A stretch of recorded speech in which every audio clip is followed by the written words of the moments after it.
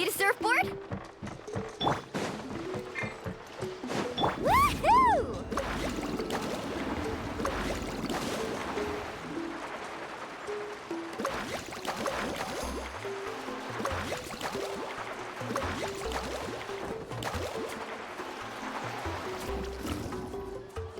Paimon feels like a whole new Paimon after those 2 days in the hot springs. The Abyss kind of threw a wrench in our relaxation, though. Still, spending time here really has felt like a vacation. The Kaholosaurs are so nice and so fun to play with.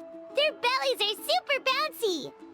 Oh, and Atea's snacks were so delicious. She gave Paimon some for the road just this morning, actually. Yelling at some kids who got caught throwing stones in the hot springs, so not much has changed since we first met her. Hey, you guys. Sleep well last night? Yep, this area is so nice. Glad you like it. I was thinking of taking you guys out to do some sea fishing. Later tonight, we can eat whatever we catch. Fresh fish is absolutely delicious right off the grill. Hey, Moalani! Yeah? What do you need? The team sent out to fight in the Night Warden Wars has returned. And Kachina? Is she back as well? Kachina fell in battle. But don't worry, the team was victorious, so the Rite of Resurrection will be held in the stadium soon.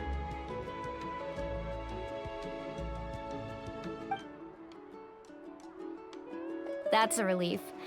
The Abyss is cunning, and it was her first time. Mistakes are bound to happen.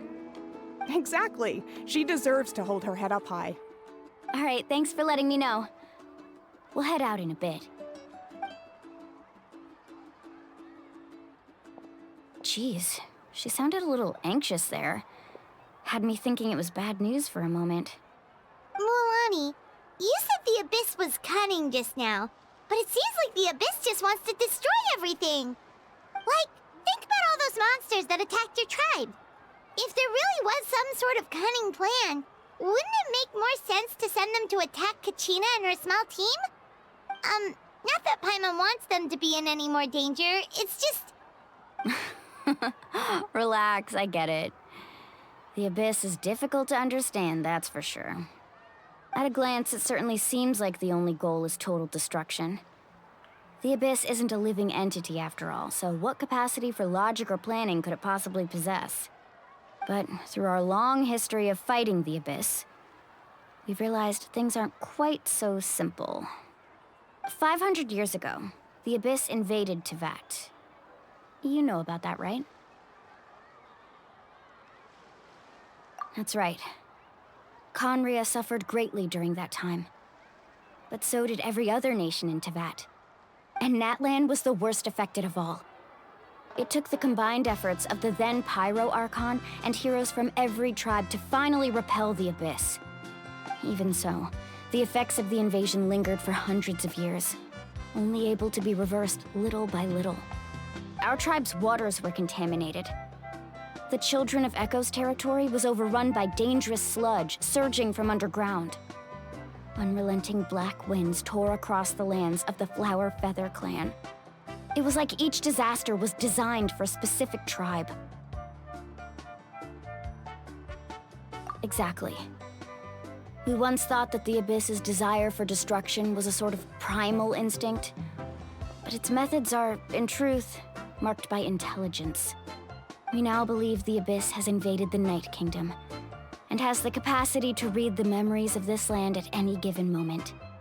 And that's how it became so dangerous and cunning, almost like it knows you inside and out. Yes, and that's why we've been unable to fully eradicate it, even after all this time. Luckily, the problems left behind by the Abyss have been successfully addressed by the various Pyro Archons we've had over the years. Now every tribe is prospering and things are looking up. I mean, just look at what we managed to do a few days ago. We totally fought them off.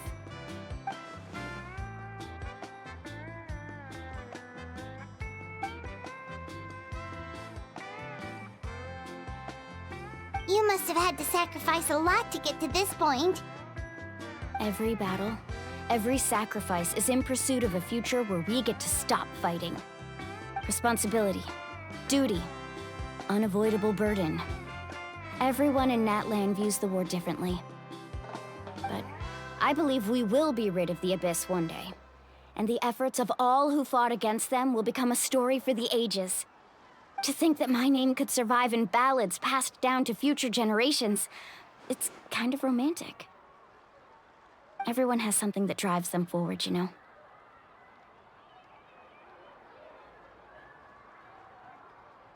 We have to. Not only for ourselves, but for our future. Anyway, let's head to the stadium. Our fishing trip can wait until Kachina's back with us. The sea's not going anywhere.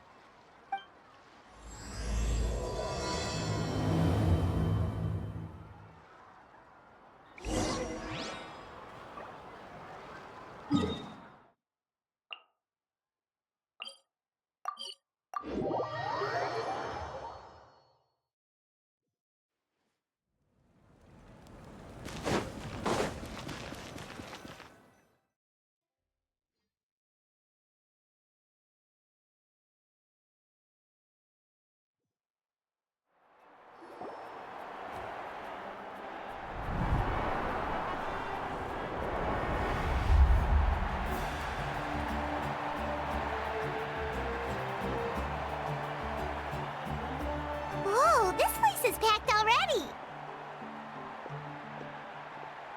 Of course.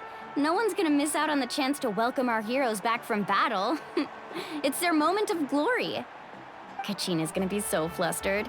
She's never had this many eyes on her before.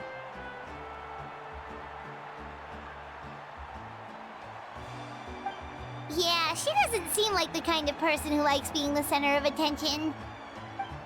Looks like I'm just in time. Kinich, you're here! Yeah, a commission ran longer than expected, but I made it. I heard about the incident with your tribe, Mualani. Is everyone all right? Yeah, it's all taken care of. Our new friend here's got some tricks up her sleeve, by the way. She's just as strong as Kachina made her out to be. Hey, look! Is it about to start? That's right. Someone will come out and recite a eulogy, and then we'll sing the Ode of Resurrection together. Come on, let's find a spot with a good view. When the singing starts, just follow my lead and you'll be fine. Let's go somewhere higher up so Kachina can spot us.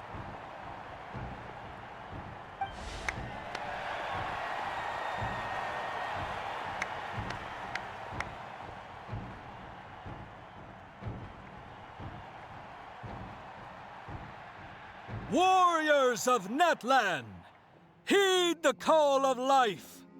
We are the inheritors of memory and legend. Those who grew alongside sun and wind. Those who forged our own destiny and future. That is Natlan's fire, the lifeblood of our nation.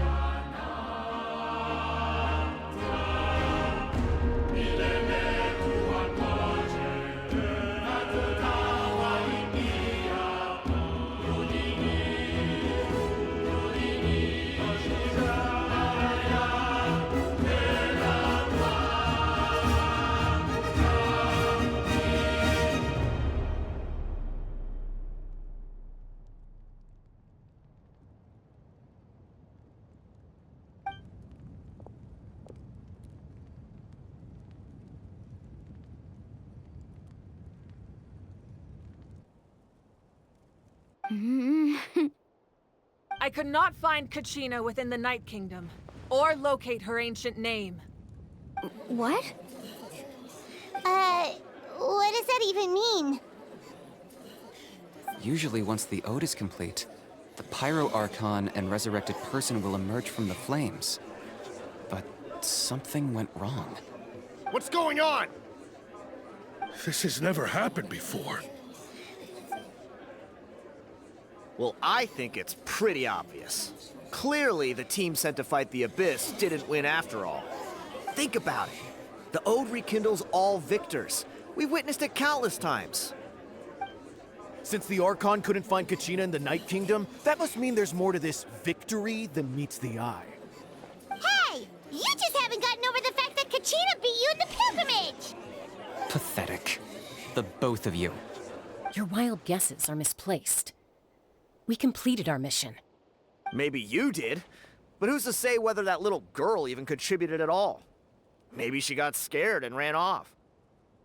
Why would the YUB recognize someone like her, even if she was on the winning team?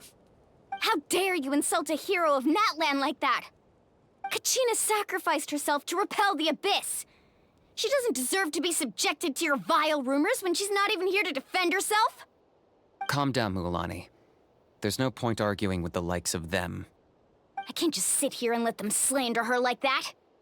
To insult a hero of Natlan, the person actually has to be a hero. You... Think about it, everyone. Who do you think is really at fault here? A girl who never should have even gone to war? Or the great Pyro Archon? Why would the rules of our nation suddenly stop working? That's true. If she wasn't revived, it must mean she failed to achieve victory. Maybe the YUB interpret victory in different ways? I mean, that girl didn't look all that strong to me.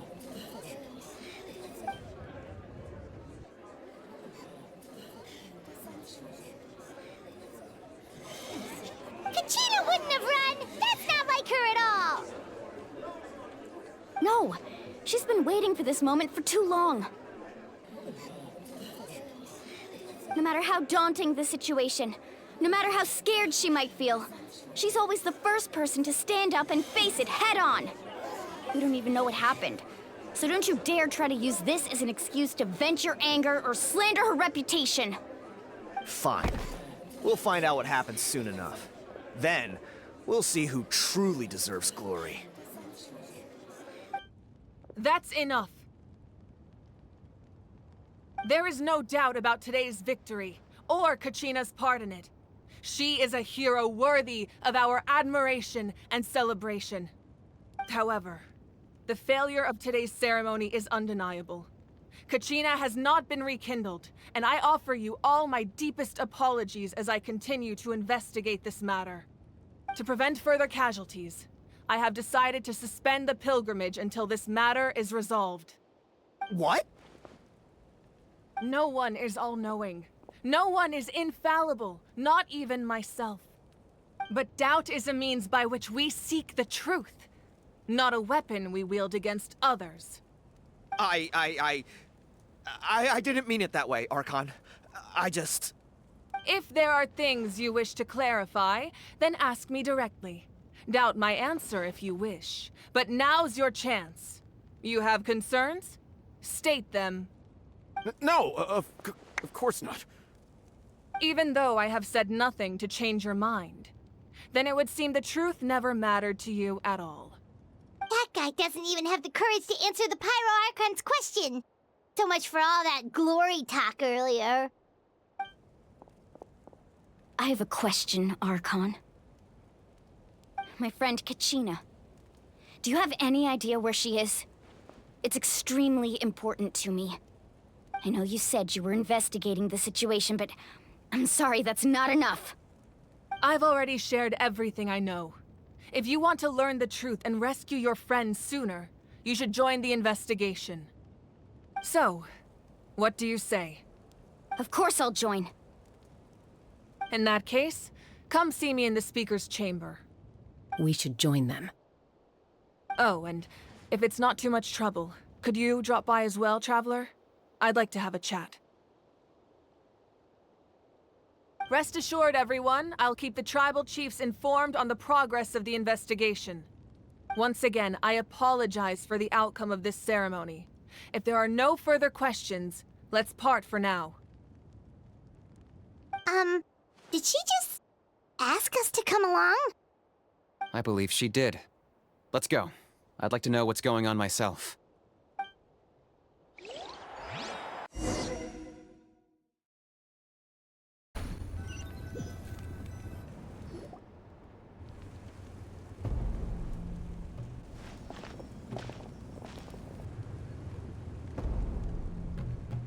The situation is urgent, so I'll get straight to the point.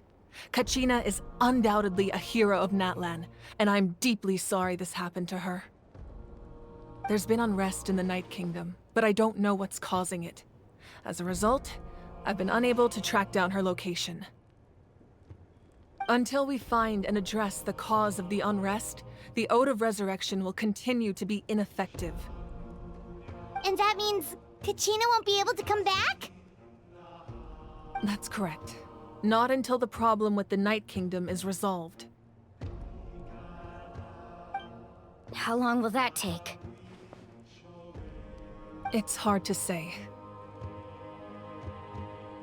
Kachina always dreamed of fighting the Abyss, of doing her part to defend Natlan. She wasn't afraid of death because she knew, if it came down to it, the Pyro Archon would be there to bring her back to life. Whenever we sat down together, exhausted from training, she would always hum the Ode of Resurrection. She was supposed to come back to us. We were supposed to hug her and celebrate with her and share her joy. We supported her every step of the way, but what are we supposed to do now? Sit peacefully and wait for her return? Lose ourselves in grief over her death? Tell me, are we her friends? Or her murderers? That's not fair, Mualani. It's all right. I understand your rage and your grief. Kachina's life means a great deal to me, Mualani. Believe me, I want to bring her back as soon as possible. I would give you that peace of mind if I could.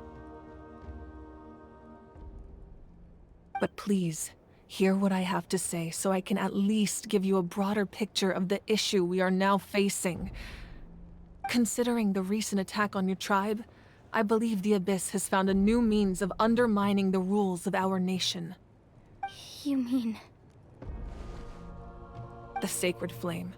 The foundation of our resistance against the Abyss.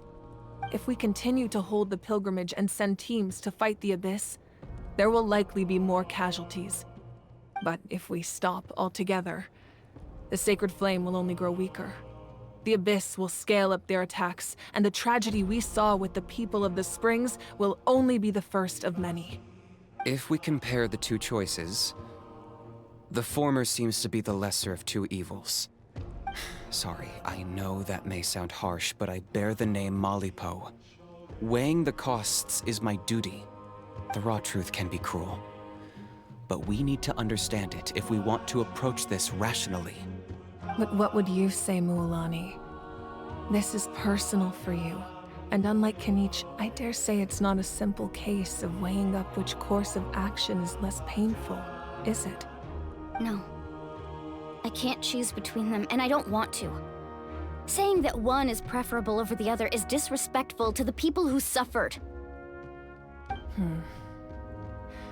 You're saying it doesn't matter whether I suspend the pilgrimage. The consequences will be equally painful. Yes. What happened to Kachina breaks my heart. But I couldn't bring myself to sacrifice other people for her sake. And that is the crux of the problem. It's not simply a matter of choosing the lesser of two evils. Either way, there will be people who suffer. And the end result will be the same. Belief in the pilgrimage will waver. Once doubt has crept in, the people will no longer unite in battle against the Abyss. And that is exactly what the Abyss wants. Their ultimate goal isn't to break the rules that make the Ode of Resurrection work. It's to destroy the people's faith in them. To prevent what happened to Kachina from happening to anyone else, we need to suspend the pilgrimage. So that is my current plan. And in the meantime, I've made efforts to strengthen each tribe's defenses. Then, we have to find another way of strengthening the sacred flame to keep the Abyss at bay. This won't be easy. I'll need time to figure out the best approach. I understand your anger, Mualani, but I hope that provided some clarity, at least. Wow. Paimon thought things were gonna get heated for a second, but the Pyro Archon took the time to explain everything so patiently. I owe you an apology, Archon. I let myself get carried away earlier, and I'm sorry. You're right. We need to focus on finding solutions. We could always hold the pilgrimage without sending a team to fight in the Night Warden Wars. That way, we would still be able to fuel the sacred flame. I've considered that, but the two events have nearly always been linked. Without the chance to fight the Abyss, pilgrimage rankings lose their prestige, and competitor numbers will drop. With fewer participants, the amount of contending fire produced will decrease, and the vicious cycle will continue indefinitely. So, essentially, the Abyss is taking Kachina hostage. You've learned about the concept of ley lines during your travels, yes? The Night Kingdom is something similar. Staying there for a short period of time shouldn't have an effect on the person. But with the Abyss in the picture, it's a different story. Your sense of self will be devoured until eventually you become one with the sea of souls. Imagine pouring a cup of water into a rushing river. You can try to scoop up another cup, but there's no chance it will be the same water you had before. I won't sugarcoat it. That is the danger Kachina is currently facing. Just like you said, Archon. Both of these problems need to be addressed. You can focus all your efforts on dealing with the sacred flame. I will go search for Kachina. The Abyss poses the same threat to you as it does to her. It is very possible you will not return. Knowing that, do you still choose to go? Kachina's waiting for us to rescue her. That's all that matters. I failed to protect her during our campaign, but I can make it up to her now. I choose to go as well. Traveler? What do you think? Understood. Then I'll support you in any way I can. The Masters of the Nightwind have a technique that can extract an ancient name from the ley lines. If we can find Kachina's ancient name, I can use the link between them to pinpoint her position within the Night Kingdom. Then comes the hard part. You need to visit the Night Kingdom in person and rescue her.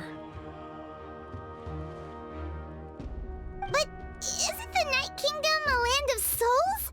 Can we even go there? Under normal circumstances, only the consciousness can enter. But there is a way to go there in person. However, know that the Night Kingdom will attempt to repel you, and the Abyss certainly won't leave you be. That's fine by me. Same here. Fighting the Abyss is nothing new for me. So, Paimon's the only one who's scared? Well, if you're going, Traveler, Paimon's going too. Citlali of the Masters of the Nightwind once created an artifact that can be used to communicate with the Wyab. We call it the Spirit Speaker Stone. It was originally used as a ceremonial artifact wielded by the tribal chiefs, but that spiritual quality also means it can be used to search for an ancient name. That was the artifact I delivered to the Scions of the Canopy a few days ago. Didn't think I'd be hearing about it again so soon. Thank you so much for your help, everyone. Your thanks are unnecessary. I will offer you whatever aid I can, but your fellowship and courage are what will truly decide the success of this operation. Besides, you're the ones helping me. I can only focus on one thing at a time, after all. Traveler, I certainly didn't expect our first conversation to be so serious. I've heard all about your accomplishments. Ever since you arrived, I've been hoping to meet you and offer you Natlan's highest level of hospitality. Why? Why? Is that not what happened in the other nations you visited?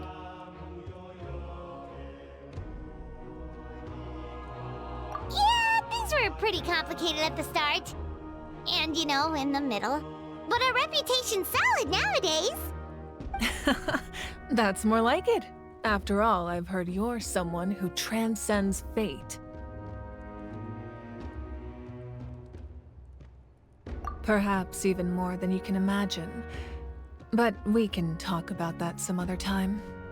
Ideally, this would be the perfect night for a drink and some musical ambiance. But there are important things to be done. Oh, I almost forgot. Atea was wounded in the fight against the Abyss. She wanted us to give this to you. It embodies fond memories and my strength of will. That's what she asked us to tell you. She said you'd know what that means. I didn't think this day would come so soon. The flames of her life force. I can feel them flowing within the talisman. If things were different, the two of us could have enjoyed the hot springs together while she gave this to me in person. We're supposed to be hot spring buddies after all. But don't worry. This talisman means a great deal to me. I'll take good care of it, and once this is all over, I'll pay Atea a visit.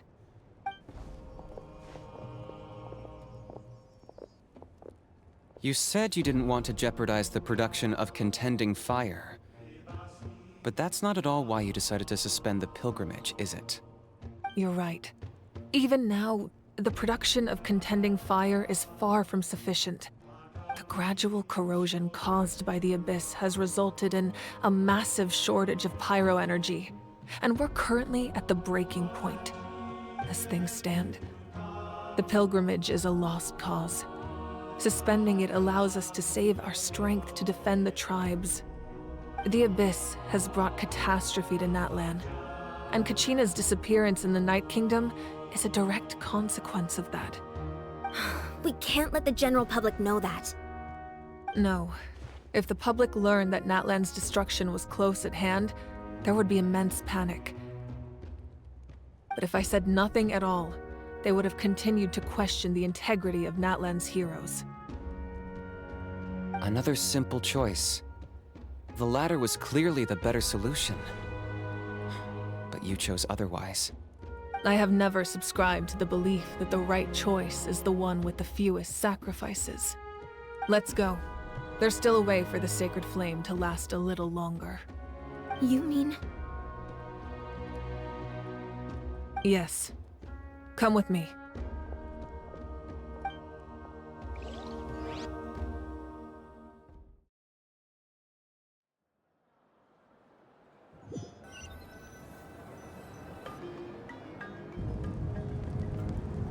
The sacred flame must never go out. Not only does it strike fear in the Abyss, but it's also the pillar of Natlan's stability. So until our heroes are ready, I will sacrifice my power to keep it burning. But that can only last so long. I think we should focus on the remaining ancient name-bearers. Don't let desperation cloud your judgment. Those chosen by the Wayab have already embarked on their destined path. It is for them to decide how that journey ends, not us. All we can do is support them.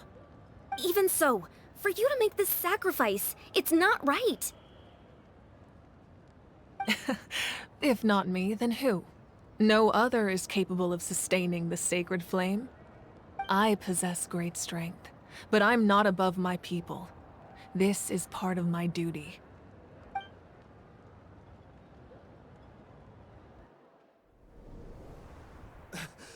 Archon, it's the Fatui!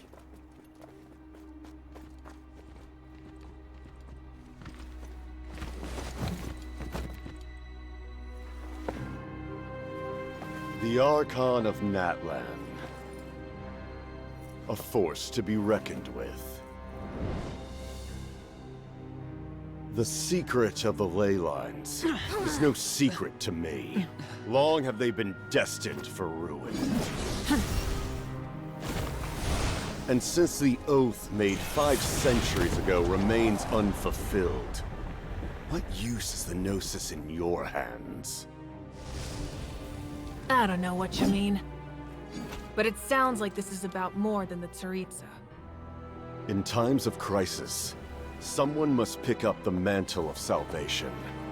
Your plan has reached an impasse, and now it falls to me to create new rules for Natlan. But before the dawn of a new age, the old must be destroyed.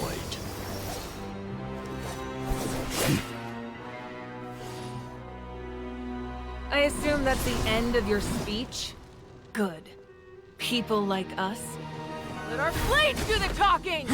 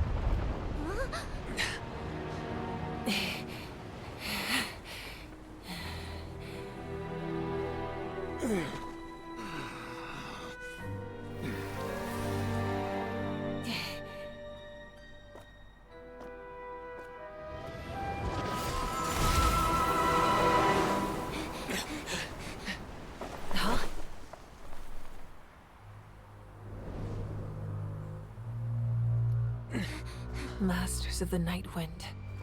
Send word. The captain and his followers must be apprehended.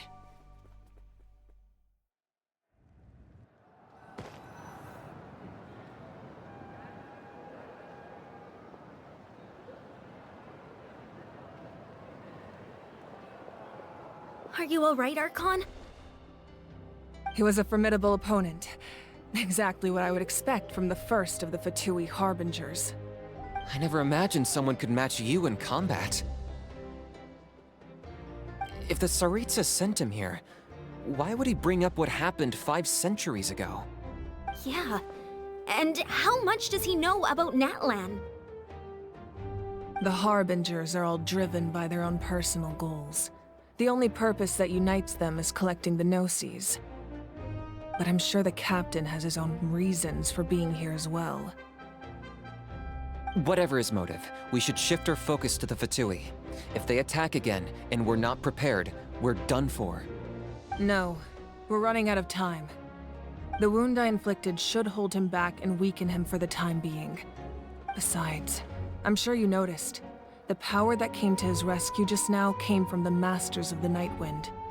In other words, there are traitors among us. Not necessarily. This could prove to be a very valuable turn of events. When we exchanged final blows, I sensed an unusual presence within him. I'll need to investigate further. Kanich, go to the Masters of the Nightwind and look into who could have aided the captain. Speak to Lali. She should know. Of course, I'll head out right now. Do you still intend to... Yes, but fear not.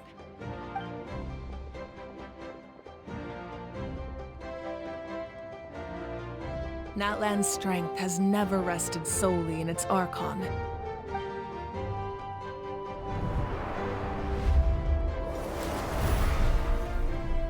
Together we foresaw the only path that leads to our nation's future. We must trust in that vision now.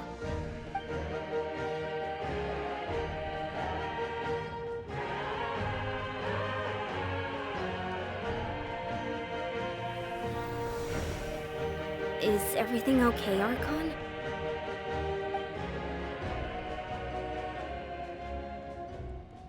Completely fine. Just lamenting the fact that I never got a picture when I could still turn my hair into flames. Too late now. I just hope the others have a safe journey.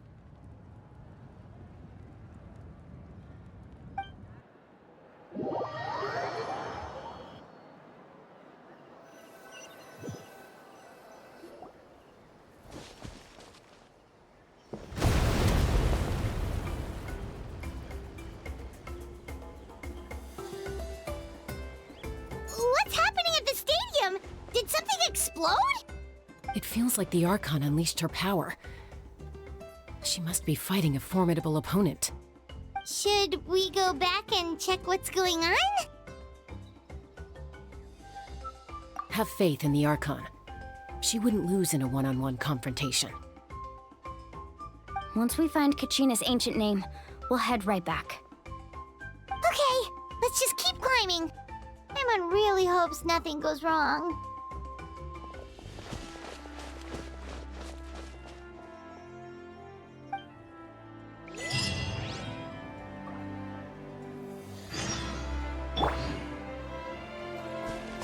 Woohoo!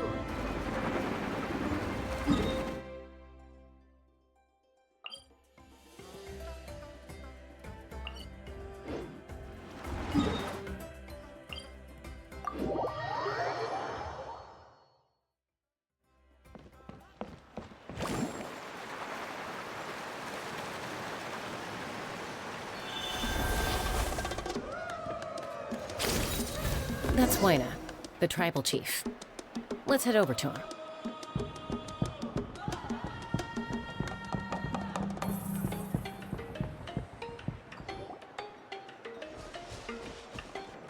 Chaska. Nice to see you again, Wyna. I'm afraid we don't have time for pleasantries, so I'll get right to it. We're here for the Spirit Speaker Stone. Whoa, hold on a second. At least tell me why you need it first. My friend Kachina is trapped within the Night Kingdom. We need the stone to find her ancient name and rescue her. Rescue her? From the Night Kingdom? That's right. I'm sorry, but someone needs to tell you what you don't want to hear. Going there, a mature warrior would never make such a foolish decision.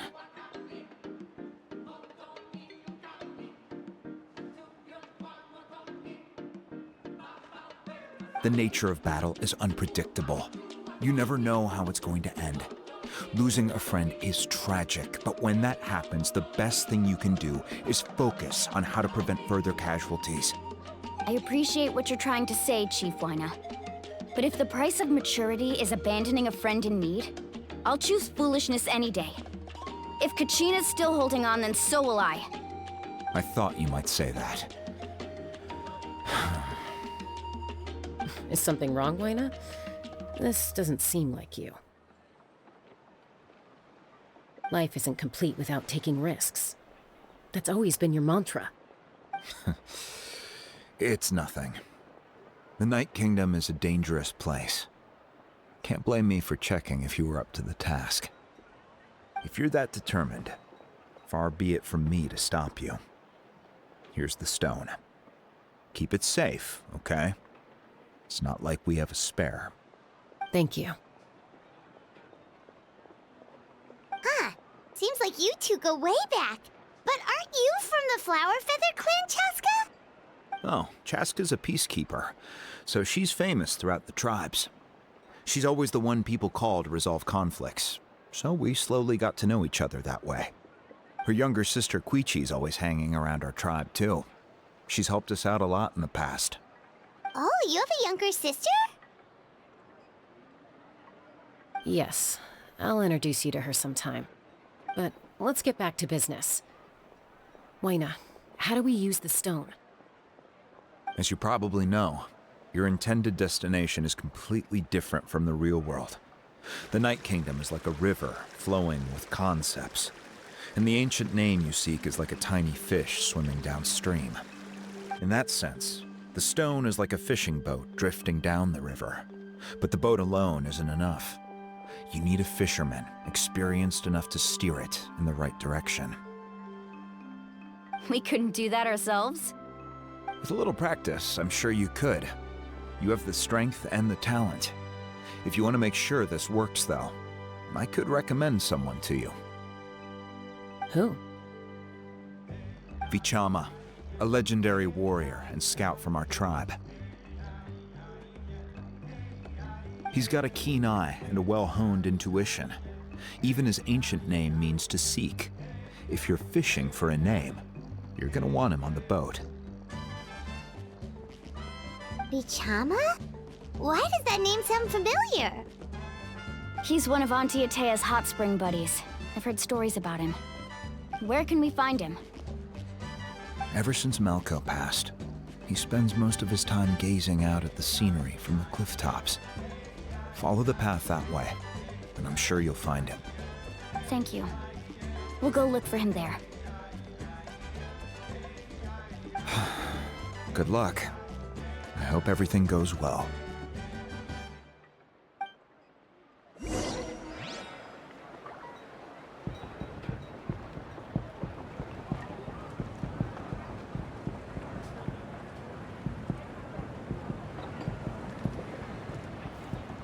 Need a letter sent? I can help.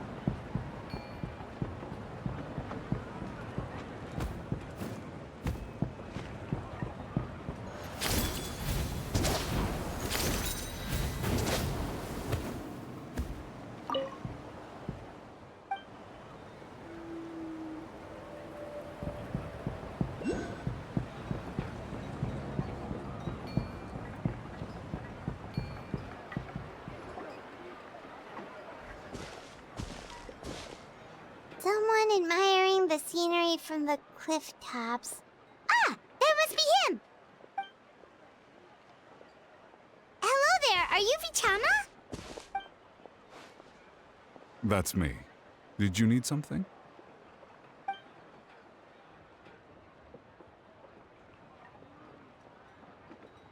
What? You're saying you can bring someone back from the Night Kingdom? How is that even possible? No, if you really think about it, anything's possible in that kind of place. But that would mean... Are you okay? You don't look so good. Everything's fine. I'll help you, but I do have a small request.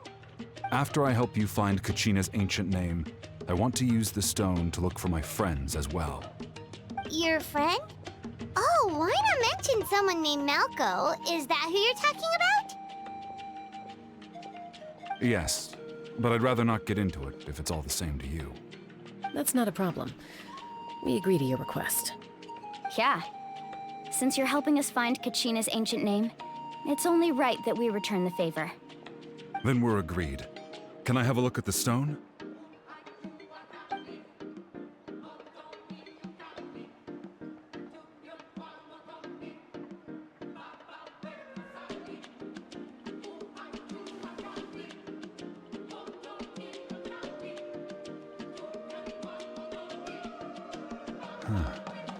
I see. From what I can tell, it functions almost like an abyssal pylon. Both connect the Night Kingdom to the living world. Once the connection is established, the Abyss will come surging through the opening like a predator honing in on the scent of blood. So we have to be sure not to use it in a tribal settlement. Wow, you got all that just from looking at it? I just picked up on the basics, really. I still have no idea why it works. You said someone named Lali invented this. They must be a genius.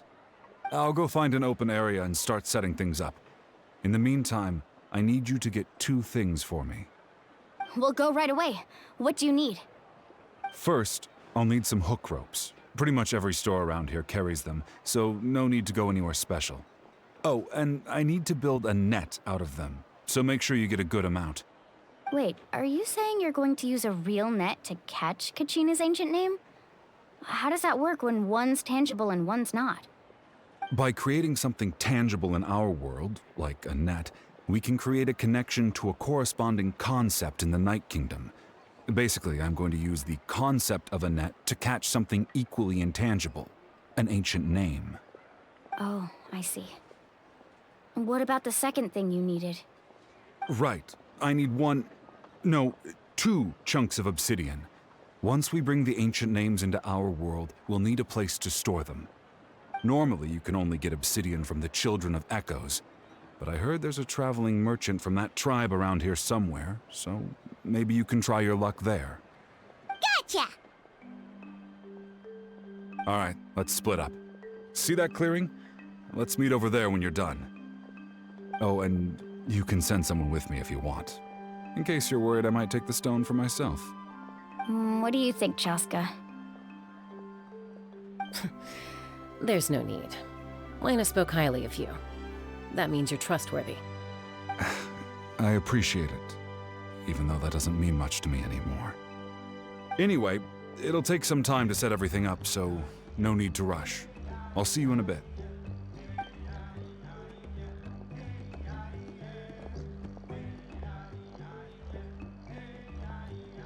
What an odd guy. He seems so defeated, but also really invested in the stone at the same time. I don't have any more insight than you, Paimon. Let's just focus on the preparations for now. Hang on, Kachina. We're coming for you.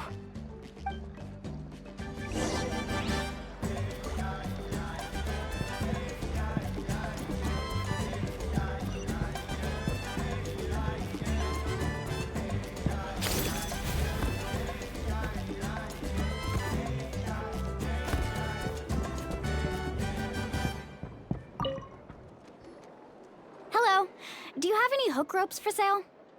Hook ropes? As in rock climbing equipment? Yes. How much for your whole stock? Oh, the whole thing? Let me see.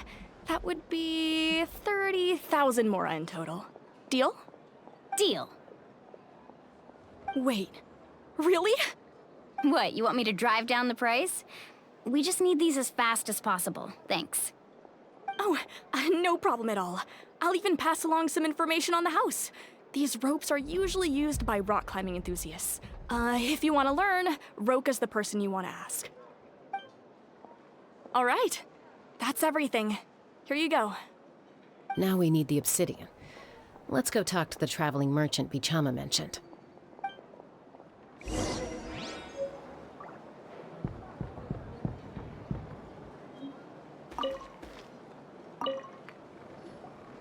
Excuse me, do you sell obsidian?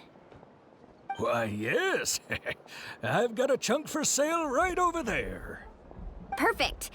Is that the only one, though? We actually need 2. That might be tough. Tell you what, I'll take a look through these boxes over here and we'll see what we can find. Thank you so much. We'll wait here.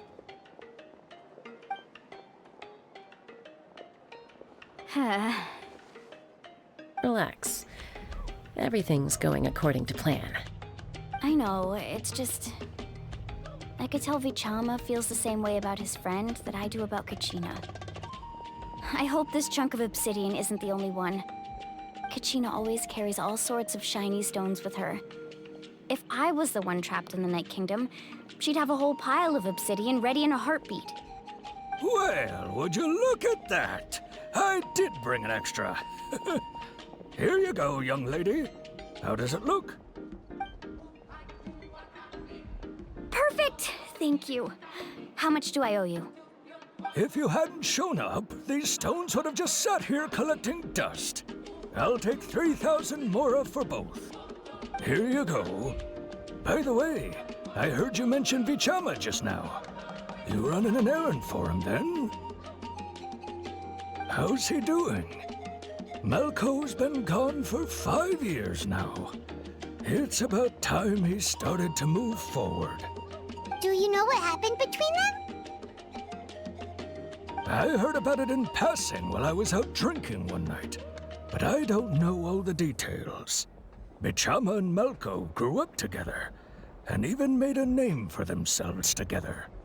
Malco was an amazing fighter, capable of knocking out multiple opponents in a single hit, while Vichama excelled at scouting and analyzing the battlefield. The two made an excellent team, and managed to beat back the Abyss several times. 5 years ago, they both emerged triumphant in the pilgrimage, and were placed on the same team to fight the Abyss. But on the eve of battle, the Abyss launched an attack on their tribe, and Vichama suffered an injury to his leg while attempting to rescue someone. Then what happened? The team agreed that he couldn't fight the Abyss in his condition. Vichama didn't argue. He knew going to the front lines with an injured leg would make him a burden in battle. So they raised the issue with the Pyro Archon, and she agreed to let him stay behind. It's just... Malco and the others ended up facing hordes of abyssal monsters in numbers that far exceeded anyone's expectations. The team made an error in judgment, and they fell to the onslaught. Vichama went into a deep depression after that. He blames himself for everything. Oh, you're not wrong. But it's possible he chooses to blame himself. Not because he did something wrong, but because he wasn't able to do anything at all. I've tried convincing him to move forward, to stop dwelling on the past. But the shadow of Malco's death hangs over him still. The Abyss has caused so much suffering, and some wounds never heal. I wish there was something he could do to make himself feel better. But... anyway, that's the gist of it. Maybe you could help him talk things through sometime. I would really appreciate it.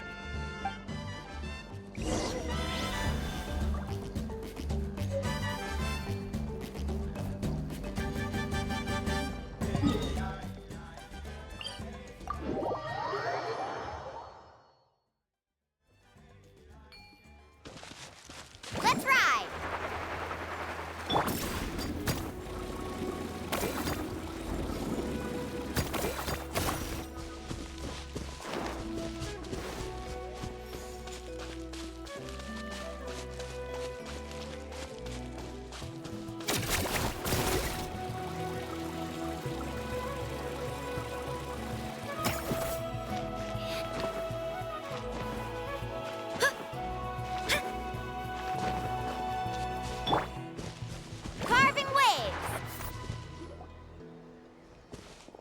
Did you get everything? Yep, it's all here. When do we start? I've made all the necessary adjustments, so we're good to go. As agreed, I'll help you find Kachina's ancient name, and then you return the favor. Go ahead.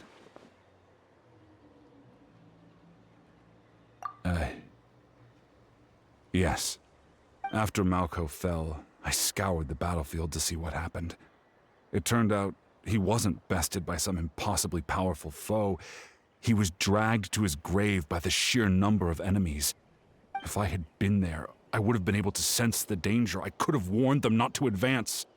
I've always blamed myself for what happened.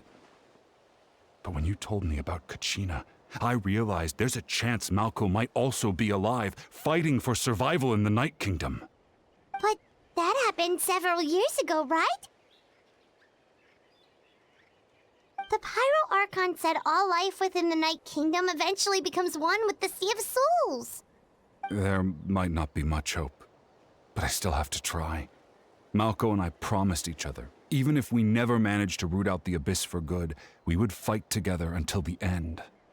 All right, let's get to it. I'll start searching for the conceptualized version of Kachina's ancient name. If you see any fragments scattered around the area, please collect them.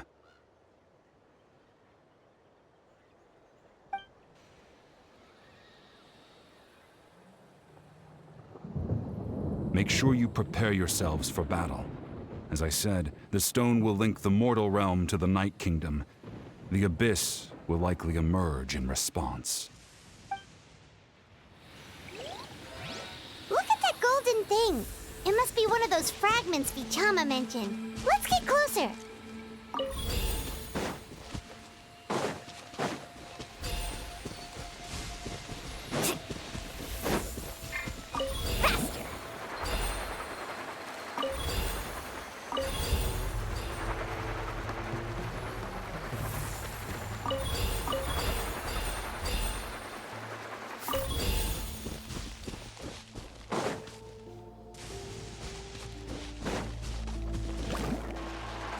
Whoa, monsters incoming! Watch out, everyone!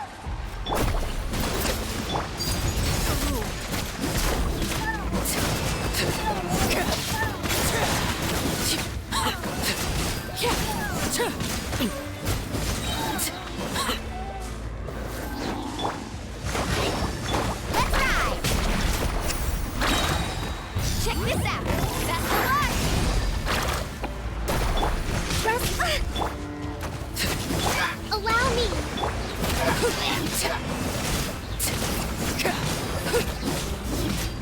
Transfixed!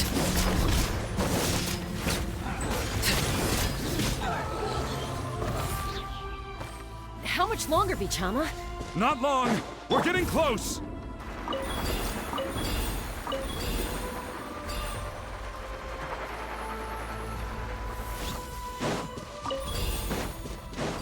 Right here!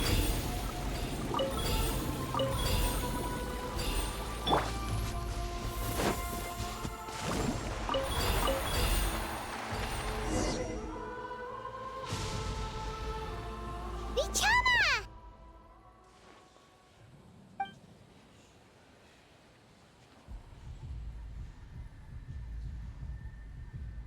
Quick! Take it!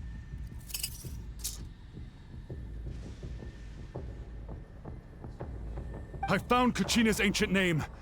Hang in there, Malco. Just a little longer. Something's not right. The power of the Abyss is getting stronger. The Abyss is corroding his body. Vichama, you can't keep going. You'll die. I should have died 5 years ago. I just need a little more time. Please, I'm almost there. Thank you.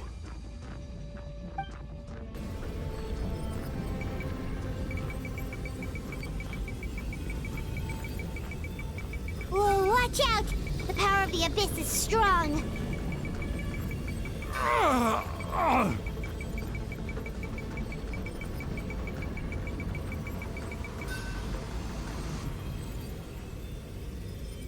This power. Hanging in there? Malco. No! Why can't I find him? Why? We can't wait any longer. Pull him away from the stone, Mualani. I already tried, but the power of the Abyss has him in a chokehold. It's like he's tied to the stone with an invisible rope. In that case, we have no choice. I'm sorry, Sea Lolly. Get back! Chaska, wait!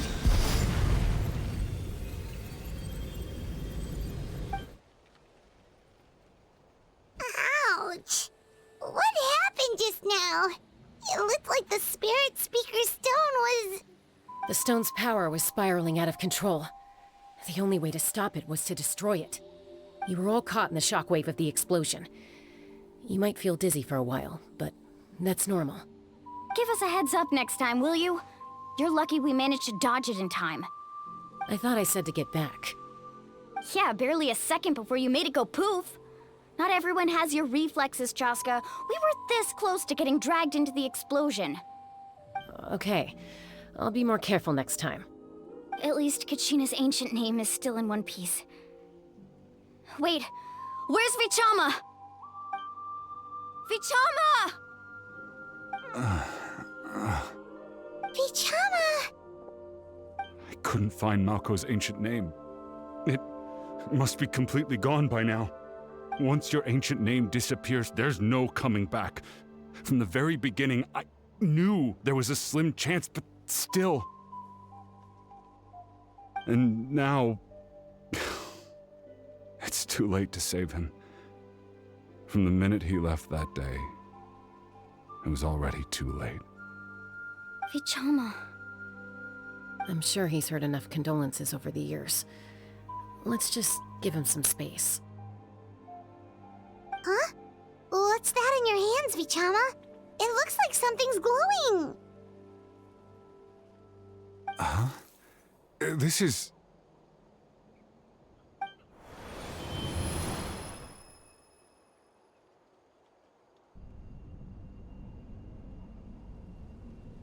Hey, Malko. Got any strength left? Not enough to swing a sword, but to say a few last words? Sure. Too bad. No one will get to hear them.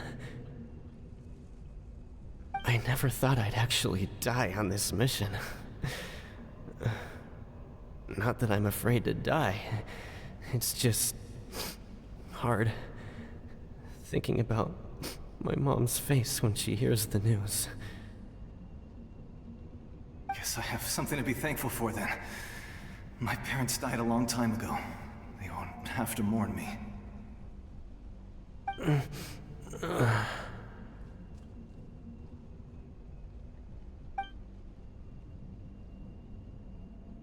Pisak! Always had to beat me at everything, didn't you? Right to the end, you were never one for goodbyes.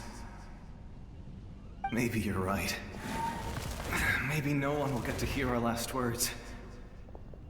But just in case... Vichama, I'm so glad you didn't come with us. Don't be sad. Just keep on living. For the both of us.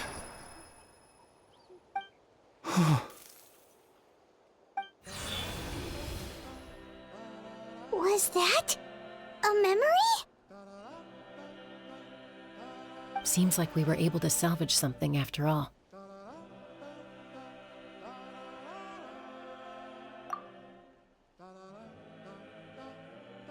Of course. Seeing him, hearing his voice again, it makes me unbelievably happy. But it also brings with it an even deeper pain. A deeper pain? Why? Malko was always the type to put on a brave face. But in that memory just now, his hands were shaking, and his smile was forced. For all these years, I regretted not being able to fight alongside him to the end. And now I know, at the end of his life, he was thinking the same thing. Vichama. I'm fine. Actually, I heard Chief Wyna wasn't really on board with your plan to go to the Night Kingdom. When you asked for my help, I hesitated too. I knew helping you find your friend's ancient name meant leading you one step closer to danger. But I also understood why you had to try. Everyone has regrets in life, but not everyone gets the chance to make up for them. Once allowed to fester, guilt strips us of our most valuable qualities as warriors. In that sense, we might as well choose the braver path from the very beginning. If I could do it all over again, I would have followed Malco to the front lines no matter what. Even with an injured leg, there were still things I could have done. That way, even if the outcome stayed the same, I still would have fought alongside him to the end. There are critical junctures in life, and if you don't seize the chance to act, there's no going back. That's something I had to learn in hindsight. But you're still at the crossroads of your journey, so I hope you can walk away without regrets. Thank you, Vichama. I feel even more determined now. Kachina will come back to us. I'll make sure of it. I promised I would find her, and I intend to keep that promise. That's good to hear. Strange. My body, it's... Once abyssal corrosion enters the body, a portion will fuse itself to your internal organs. Even though the Traveler possesses powers of purification, the corrosion can never be fully eradicated. Thanks to her, though, you are only briefly exposed. Slowing your breathing and controlling your emotions should help you keep the symptoms in check.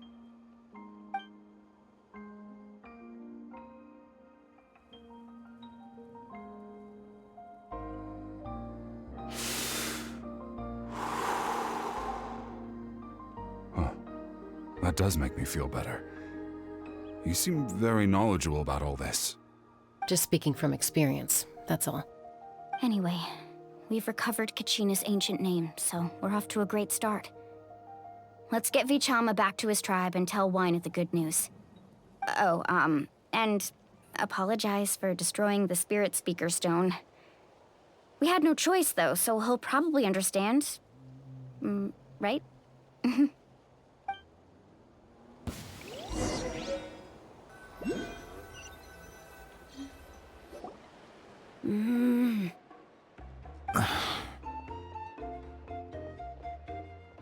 Koichi, are you really gonna just stand there like that? I don't know what you want from me. I think you know exactly what I'm trying to say, Uncle Wina. I can hear it in your voice. Honestly, it's just one thing after another with you two. They're back. Koichi? What are you doing here? Don't play dumb with your own sister. You know exactly why I'm here. My apologies, everyone. I just need to borrow Chaska for a few minutes. You come with me.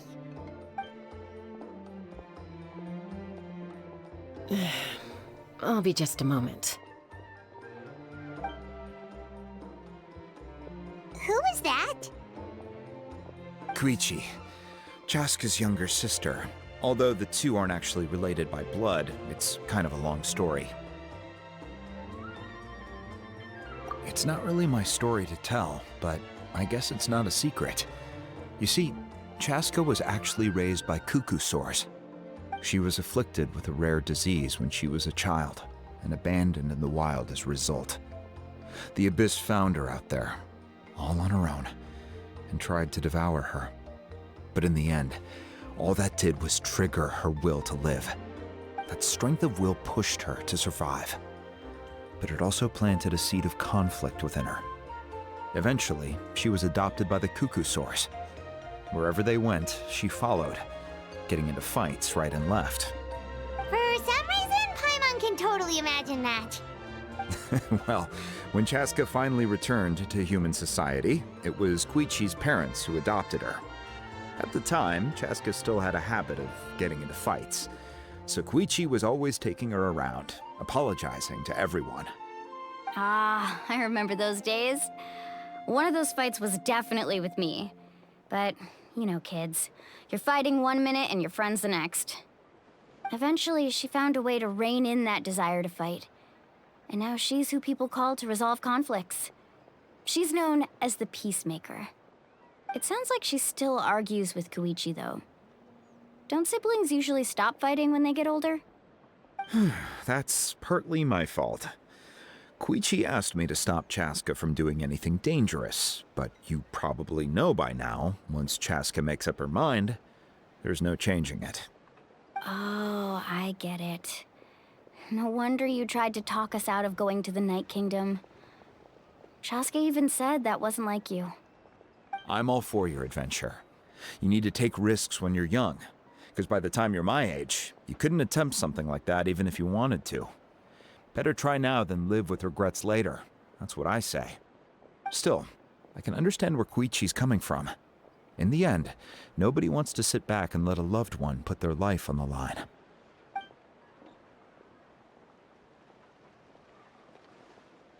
All right, it's just the two of us now. You have 1 minute to explain yourself. I don't have anything to say. You don't have to approve, but you should know I only do what's necessary. That attitude is exactly the problem. It's like you don't care. You try to sneak off to the Night Kingdom behind my back and then play it down as if it's just a trip abroad. Well, technically I am going abroad, right? Again with the excuses! We agreed, didn't we? There are 4 levels of danger. If it's not something urgent, you can only engage in level 2 danger and below. You can only go up to level 3 if a situation is so dire there's absolutely no alternative. But a trip to the Night Kingdom? If that's not a level 4, I don't know what is! And you were just going to sneak into the place without saying anything! What do you mean, sneak into the place? I always planned on walking in there with my head held high. You bought off Uncle Wina, didn't you? He promised me he'd stop you from doing anything dangerous. Oh, it's like he didn't even try. You feel like he went back on his word. What if I told you my mind was made up, and there was nothing he could have done? Not even by force. Oh, I knew it! So he did try to say something, but you didn't listen. This is important. If you were in my shoes, you'd make the same decision. You don't know that? I'm a doctor, and I handle logistics. If you're going to waltz into a dangerous situation where you could lose control at any moment, it's my duty to say something. All right, whatever. Anything else? What do you mean, anything else? Why don't you reflect on what you've done and promise me you'll stay put? Time out. Is this one of our normal arguments or a serious one? Chaska, does it sound like I'm joking? Then, you need to know something. What happened to Kachina was partially my fault. I can't leave her there to die. That's not who I am. But the person you become when you lose control, that's also not who you are. That's a different issue. You said it yourself. A person is only as good as their morals. If I want to live in Natlan, I need to display qualities that make me worthy of this nation. I've also told you that managing your condition is equally important. Sometimes you have to make sacrifices. All right, let's stop this here. If we keep going, I might actually have to get serious. And I think Wina prefers his roof attached to his house. Is that a threat? That sounds like a threat to me. Koichi!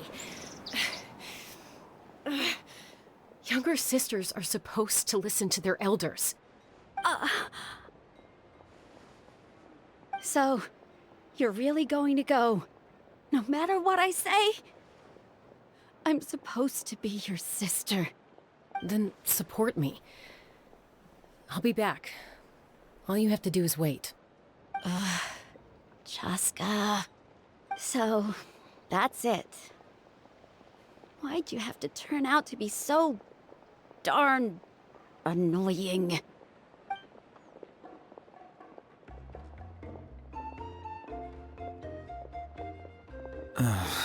You two are something else. Something you wanted to say? I know you aren't related by blood, but you two sure are similar. Really? You know, I said that very thing to Koichi not too long ago, and she reacted the exact same way, down to the very tone of voice. It's not my place to get involved, but I will say this. Try to spend a little more time with your sister. You're tough kids. That doesn't mean you have to go it alone. Thank you. Anytime. All right. If you're done with the Spirit Speaker Stone, you might as well hand it over. According to Kinich, it's an important ceremonial artifact, so it'd be safer to keep it with me. About that. If only Tonegif Bard was here, he could have repaired it just like the Holy Liar. It might be in a few more pieces than you remember. Huh?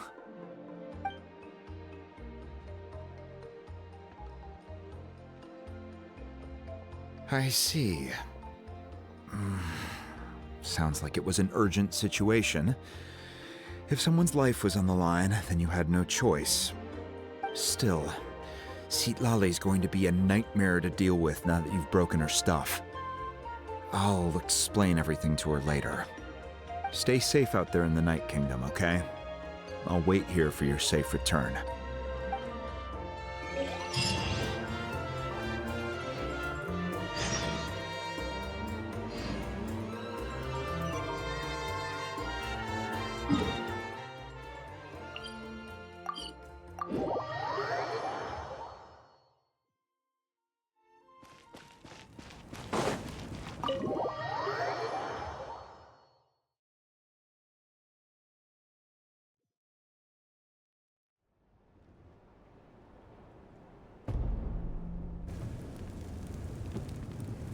We're back! We found Kachina's ancient name, too!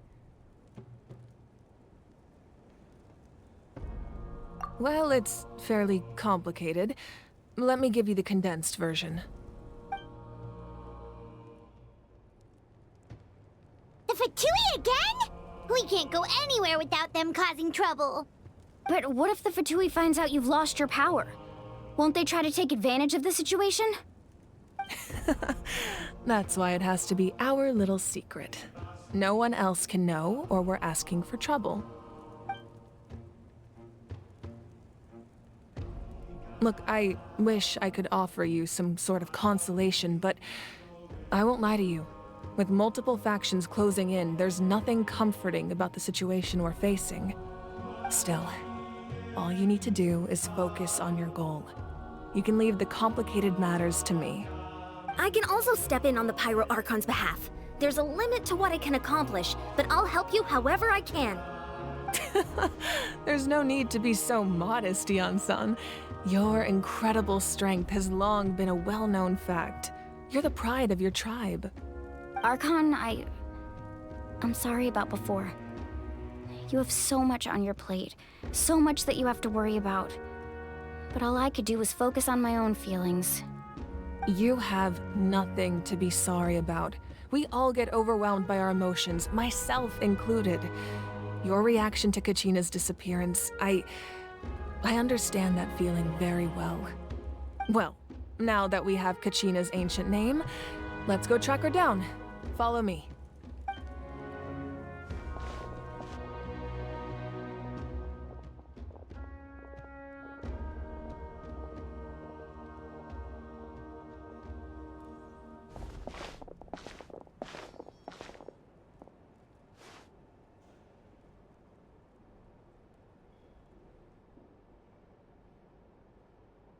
What is this place? Hey, isn't that Atea's talisman? Good eye. This is where I store all the various mementos I've collected. Whoa. I've never seen this place before. There's so many things in here. It looks like there are items from every tribe. Collecting them must have taken a lot of effort. I suppose you could think of it as a hobby of sorts. In Natlan, everyone grows up listening to the stories of heroes. And physical items do a far better job of preserving those stories than our own memory. Now, I still have some preparations to make for the ceremony, so feel free to take a look around in the meantime. If you're curious about an item, I'm more than willing to tell you about its origins. All right, we'll have a look.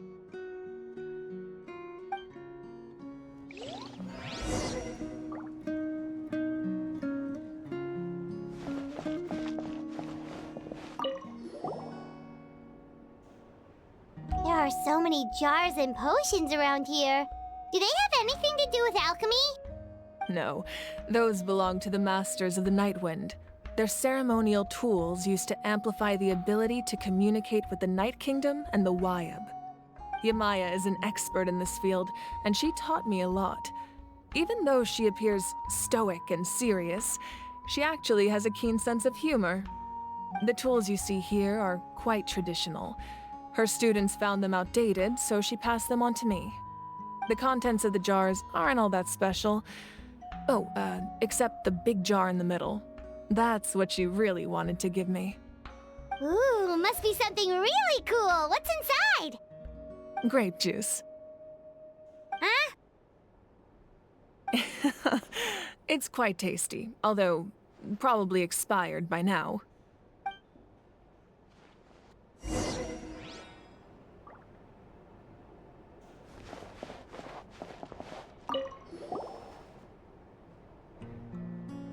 The powder still needs some time to settle, so let's wait a little longer. Well, what do you think of my collection? Do you feel like you have a better understanding of Natlan's culture now? Yeah! If each item represents a different story, seems like Natlan's really been through a lot. Does every item hold a special memory, just like Atea's talisman? That's right. The items in my collection actually serve a similar purpose to the ancient names passed down among the tribes. They demonstrate the true shape of time. The shape of time? Most people perceive time as a linear concept, almost like a straight line that can only move forward. We cannot change the past or predict the future. But there's also a different theory, one that I believe to be closer to the truth. Namely, that the past, present, and future all exist at once. At once? Paimon's not sure she understands. Let's say your journey ended right now. Thinking back on your experience in each nation, which one would you say was the most important? Exactly. Even at the end of your journey, the things you experienced along the way don't cease to exist. They become part of who you are.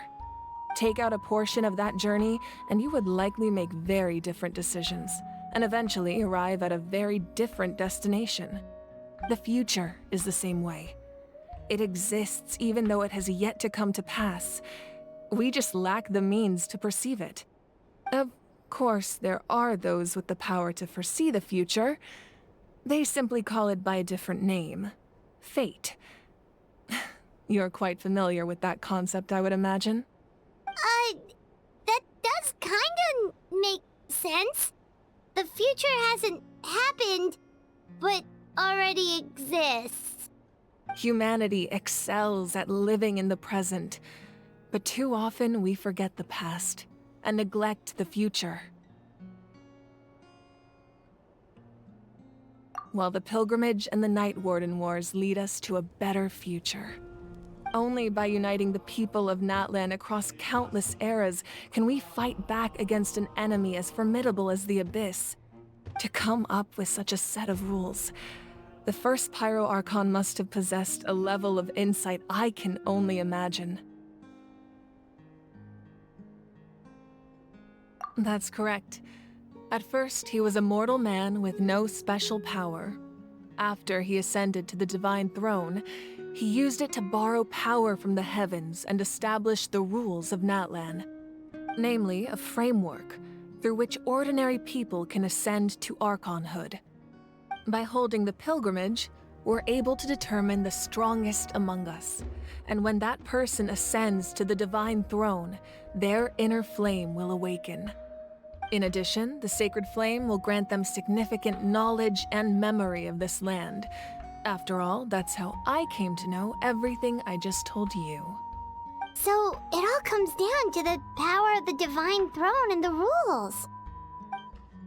Wait, is that a family portrait?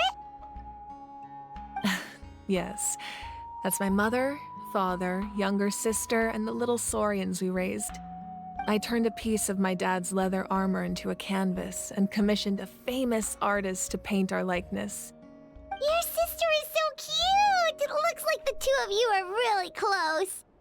Paimon was having a hard time thinking of an Archon as an ordinary person, but seeing this portrait, it kind of makes sense now. It really doesn't look like there was anything special about you before. Oh, wait, is Paimon allowed to say that? A little late for that question, don't you think? Sorry! Paimon's so sorry! Paimon's mouth works faster than her brain sometimes!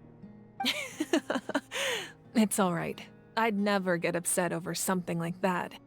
No matter what others may say, my past is a precious part of my identity.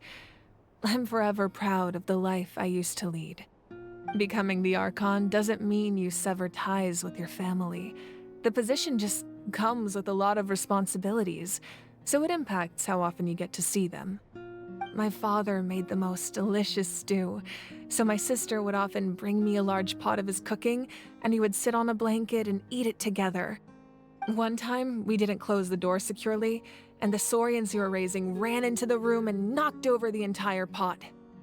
My sister immediately burst into tears. The two troublemakers were going for the meat, but when they saw my sister's distress, they froze on the spot.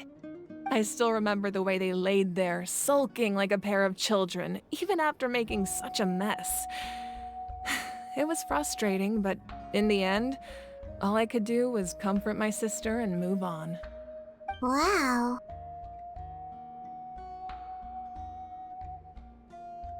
Isn't that what being a family is all about? I think about that story a lot, actually.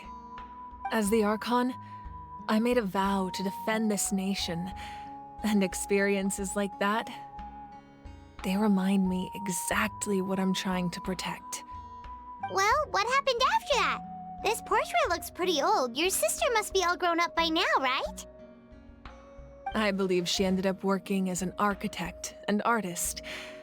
She built many houses and crafted many beautiful works of art. Anyway, that's enough about me. Now that the powder is settled, we can begin. Ian-san, Mulani, Chaska, over here, please. Place the ancient name up there, and then we'll begin.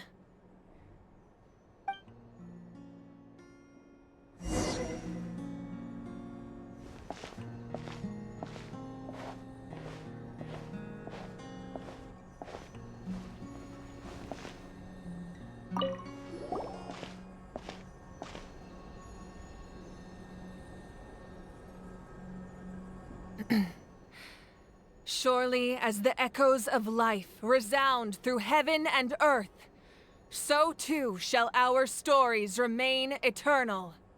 Ancient name, take us to your fated bearer. Allow her to answer our call.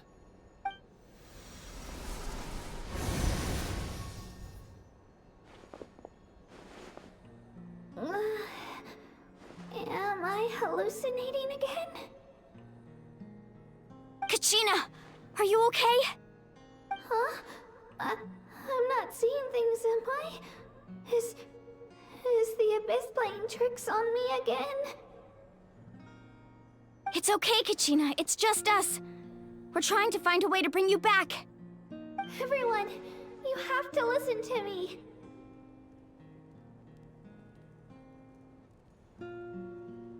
I've been investigating the Night Kingdom this entire time, and I figured out what's wrong.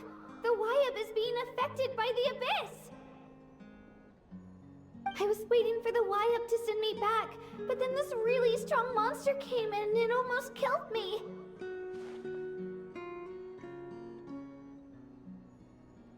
The Wayab saved me, even though its power is weakening, so I've been hiding from the monsters while trying to find a way to help. The Night Kingdom has become a huge mess, though. I keep hearing these awful sounds and seeing really horrible things. Don't listen to those sounds, Kachina. The Abyss is trying to strip you of your sanity. All you need to do is stay safe and wait for us. We'll be there shortly. It's okay. I feel so much better now that I've had the chance to talk to you guys. You don't need to worry about me. I've never been strong or special at all, really. So I don't blame anyone for forgetting about me or leaving me behind. Just knowing you care is more than enough. I'll find a way back. You don't have to put yourselves in danger to come rescue me. You're always like this, Kachina. Now's not the time to act tough. We're coming for you, and that's final. I don't know what lies the Abyss has been feeding you, but I'll tell you something right now. Nobody here sees you as a burden. You're a victor of the Night Warden Wars, a hero of Natlan. All you need to do is wait for us to rescue you, and you'll get all the applause and recognition you deserve.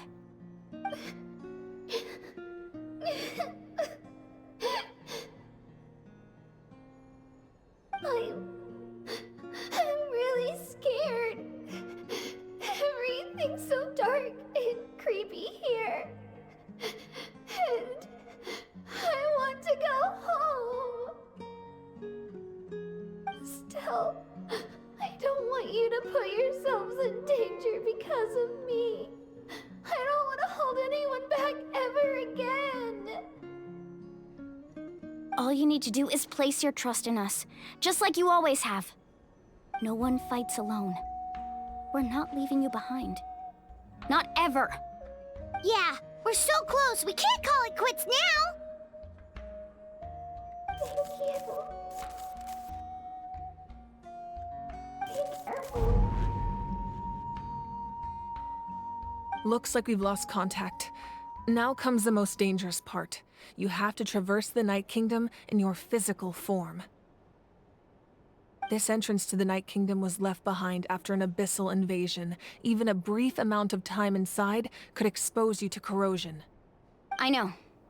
I'm prepared for that possibility. All right, then I wish you all the best.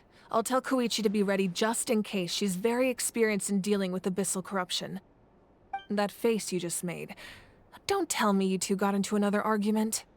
No, I just feel bad for creating more work for her. I'll go with them too, Archon. The more people, the stronger the party. Thank you so much for your help, everyone.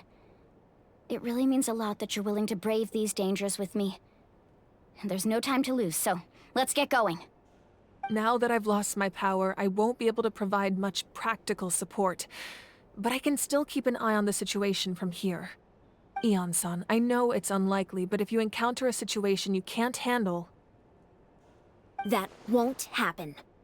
I hope not.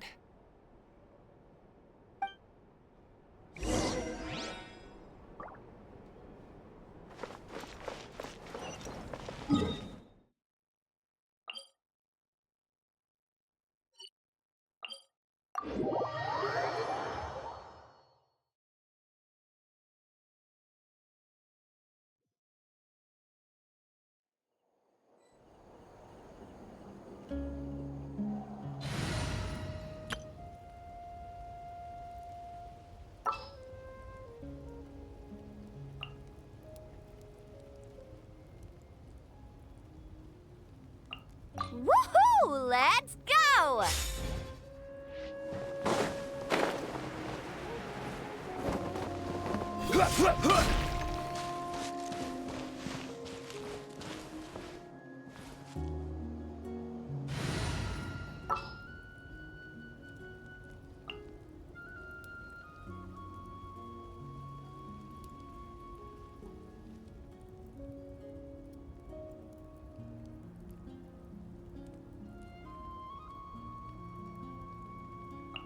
Take heart.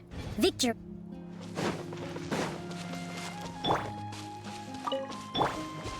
Woohoo!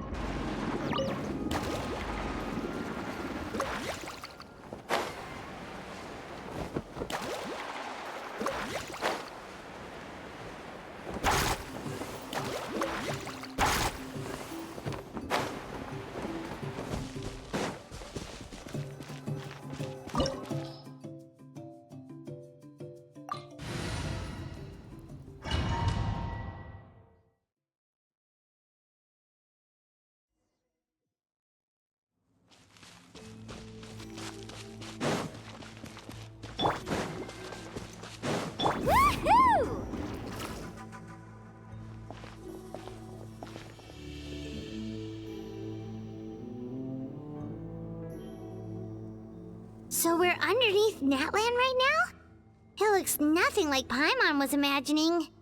That's because in the distant past, Natlan was home to an incredibly advanced civilization ruled by dragons. Humans only established their own society after the fall of the dragons. So these are Saurian ruins? Wait, you mean like the elemental sovereigns? They had their own advanced civilization? Yes, a really long time ago. Very few records have survived until now, so no one really knows what the devices here are for. These ruins have been abandoned for a long time, but with the recent increase in Abyss activity, the installations around here have somehow been activated again.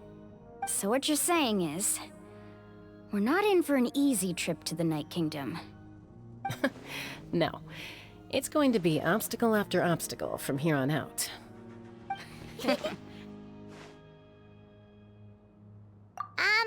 Why are you all laughing like that? It's creeping Paimon out. It's the pre-adventure excitement kicking in, right guys? Of course. I'm eager to get started.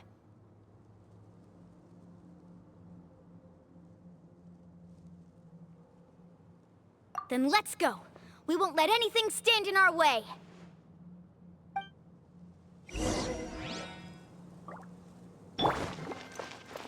Trust and rebuild!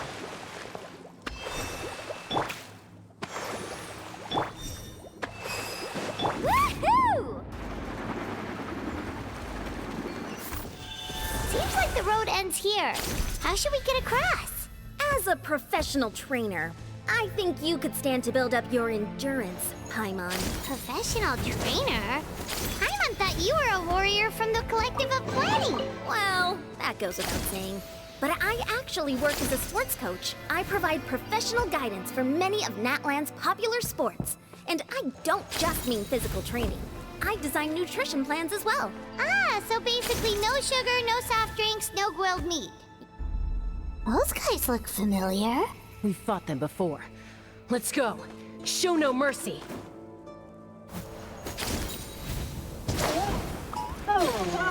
Need a surfboard? Allow me. One with nature. Bow your head.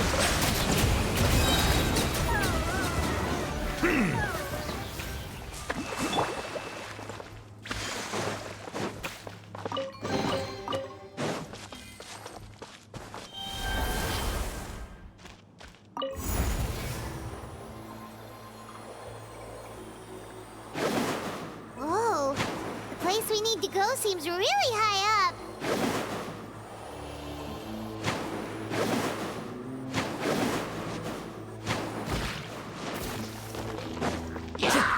Into the wind. Rest and rebuild.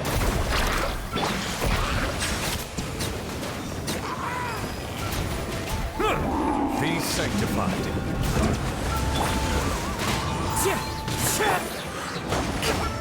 Clouds high. The birds come.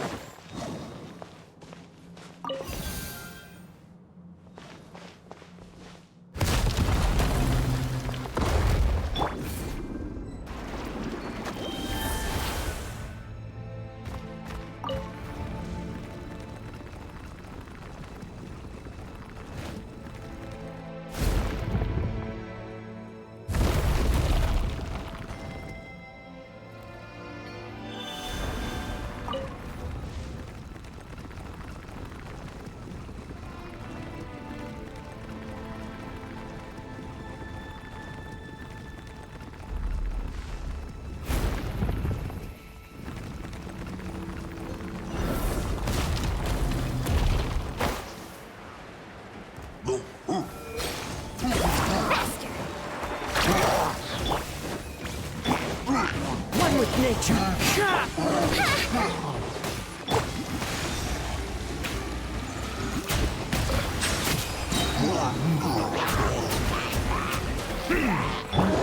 Into the wind. Fallen leaves.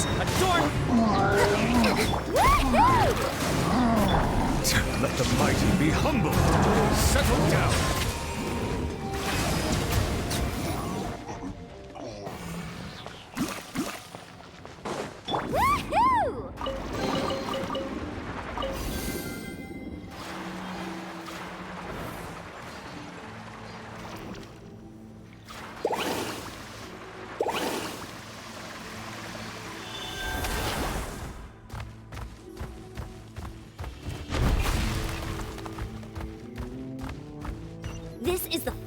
stretch. We just need to climb up, and we'll be there. Nothing to it. Easy for you to say.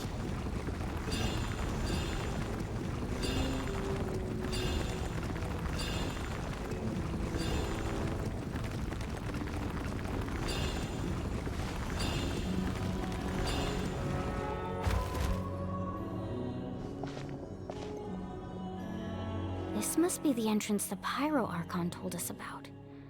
The one ripped open by the Abyss. Yes. There's something in the depths of this place that feels familiar, yet also foreign. We actually have to go in there? Okay, Paimon just needs to psych herself up. Don't push her through before she's ready.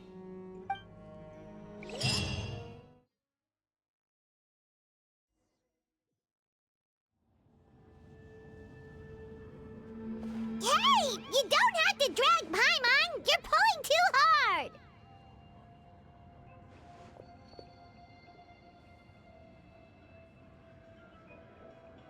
Looks like we made it. This is the Night Kingdom.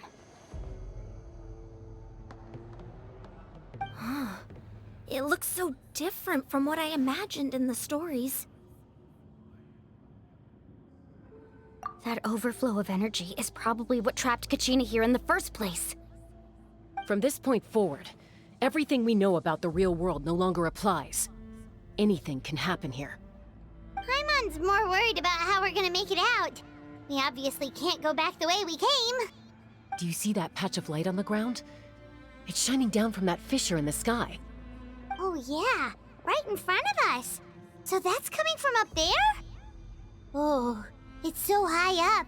Did we really fall that far down? Just like I said, our real-world knowledge doesn't apply here. We fell all this way, yet came out completely unscathed. If this was the real world, we'd have to climb our way back up to the entrance.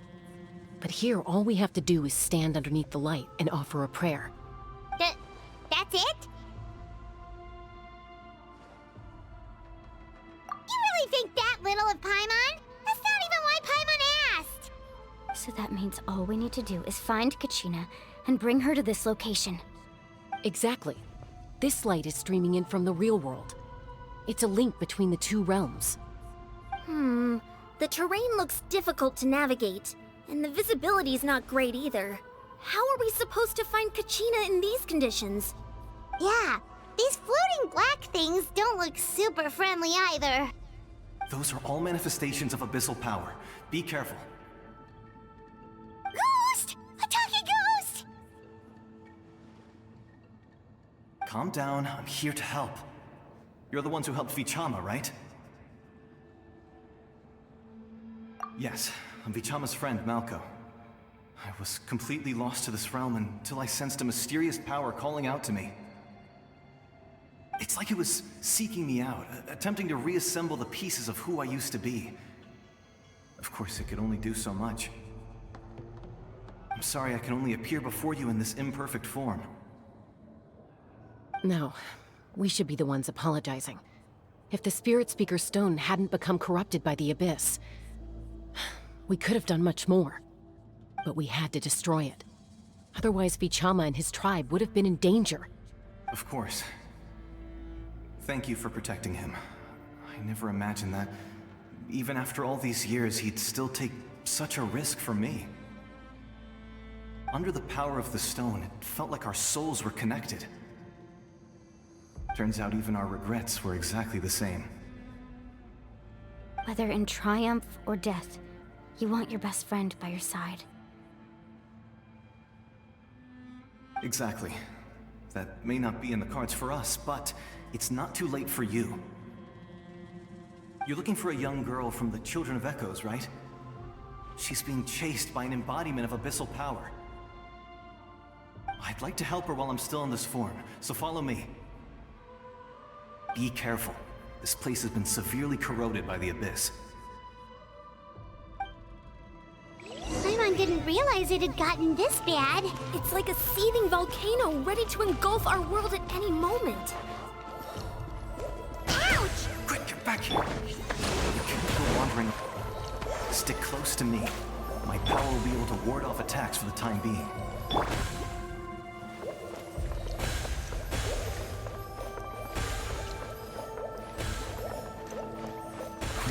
keep this up. Let's try another route. This way.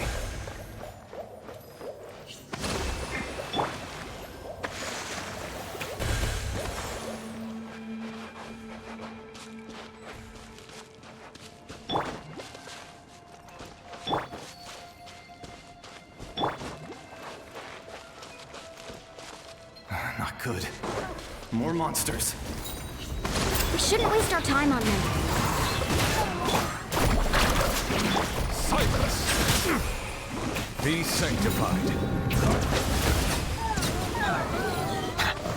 Woohoo!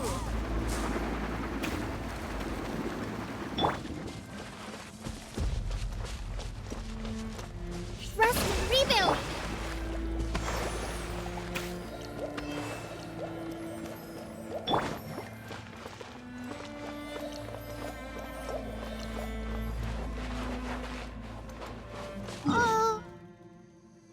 Oh, Paimon can't see anything! It's easy to get lost here. Just stick close.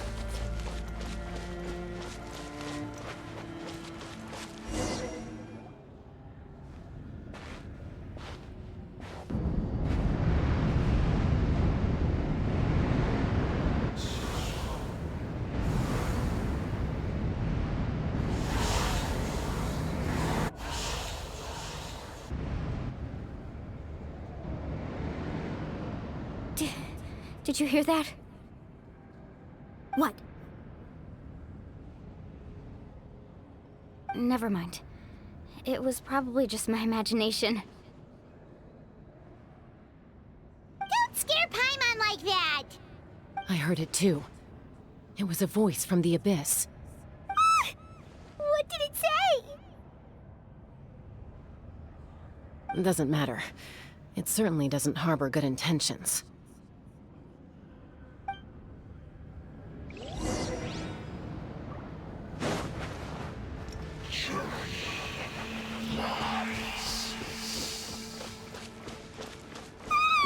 Paimon just heard it too! Let's keep going. Paimon wants to get out of this place!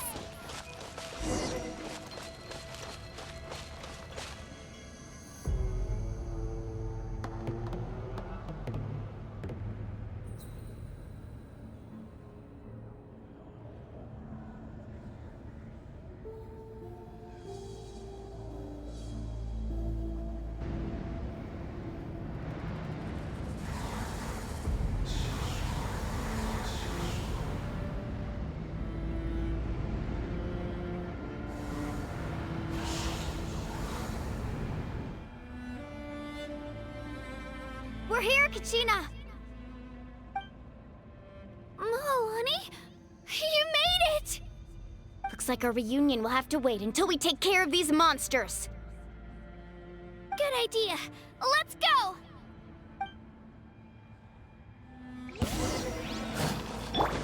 Allow me! Set clouds high. The birds come. Bow your head. Right here!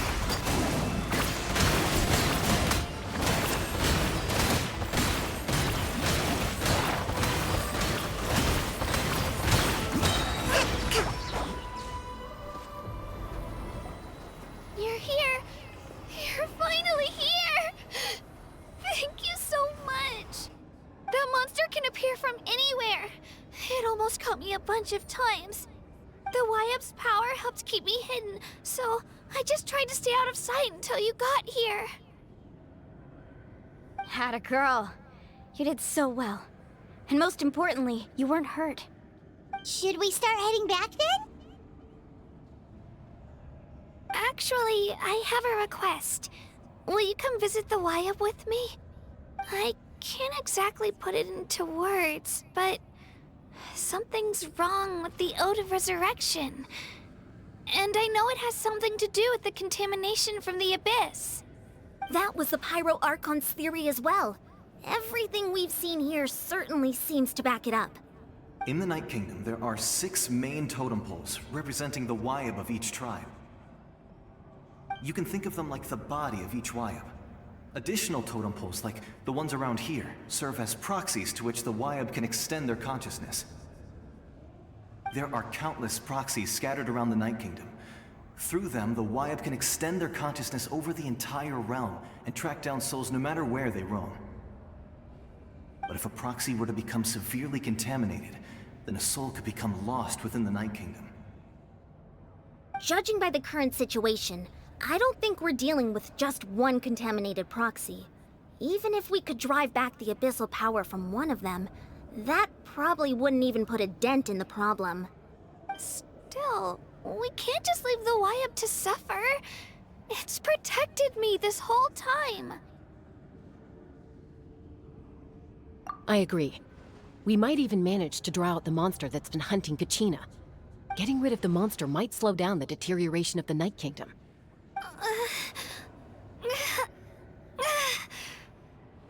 Kachina? What's wrong? Nothing. Just a headache. And that voice again, telling me to abandon the Wyab and leave this place. Maybe we really should leave. Kachina's already been here for too long. No, I'm fine. I don't plan on listening to that nonsense. I can hold on. Just up ahead. I'll lead the way. Besides, I can still fight, so please, help me out a little longer. Listen to me, Kachina. We'll come with you, but that's because we want to help the Wyab, not because we have something to prove. You don't have anything to prove either. It's okay if you reach your limit. We'll be there for you. All right. The sooner we get this done, the better.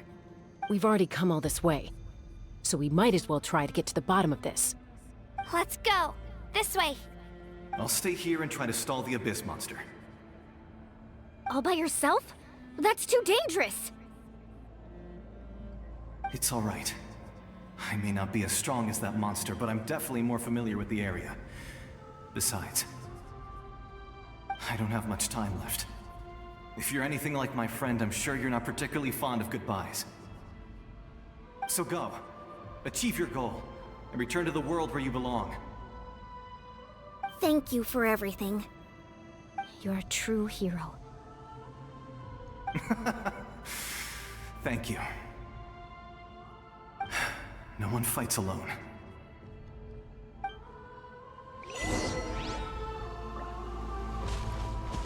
Does your head still hurt? Let me help you walk.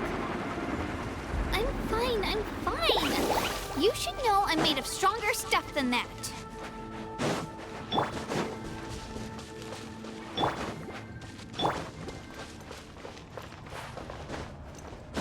Woohoo!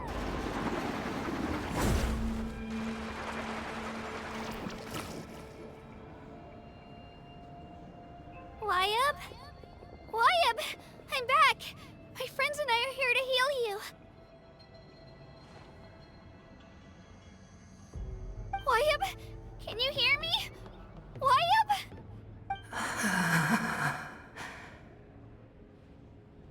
So we were right. The contamination is already too severe. It's preventing the Wyab from answering our calls. All right, get ready, everyone. Time to purge the abyssal energy from this place. Careful. We've got company. Already? You really think that puny soul could slow me down? Courage in the face of futility is pure folly. He tried to get in my way, so I disposed of him.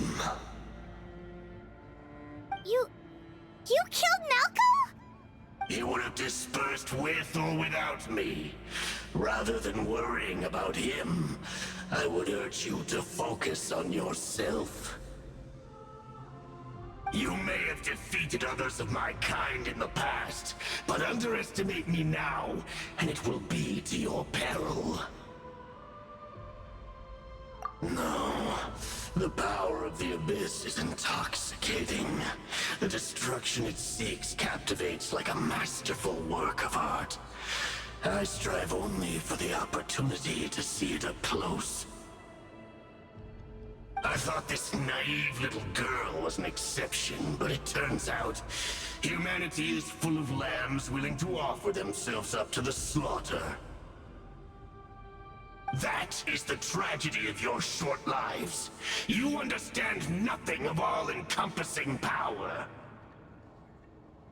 Ancient names, pride, friendship, all empty ideas invented to give you a false sense of self-worth.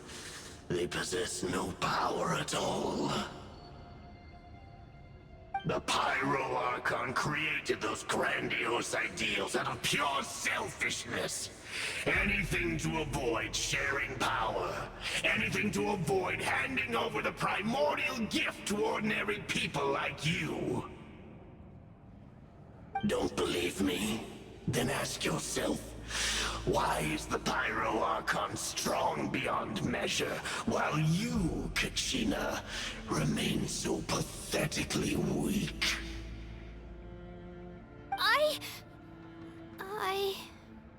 Kachina! Give me your hand.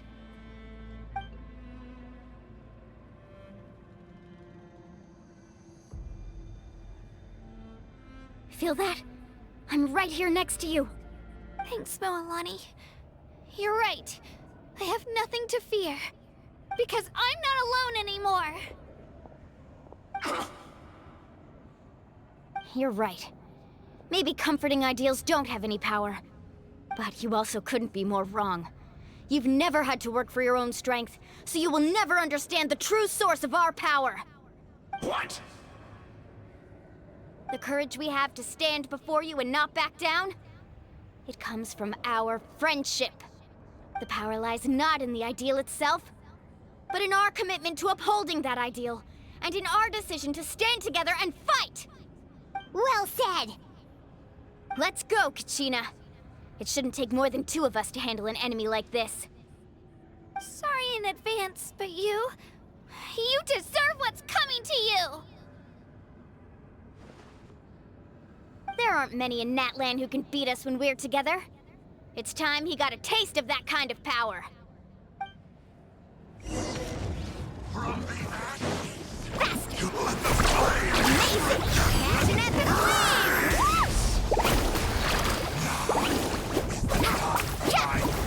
Right here! Clear the area! Yeah! Let's go, Twirly! Let's ride!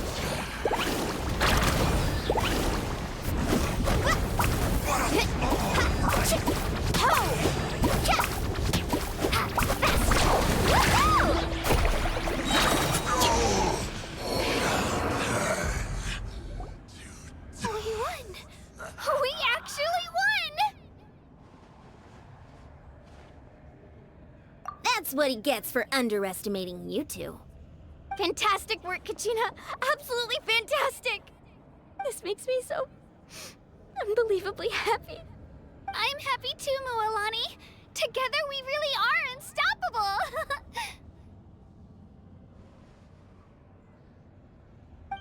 Huh? What's happening?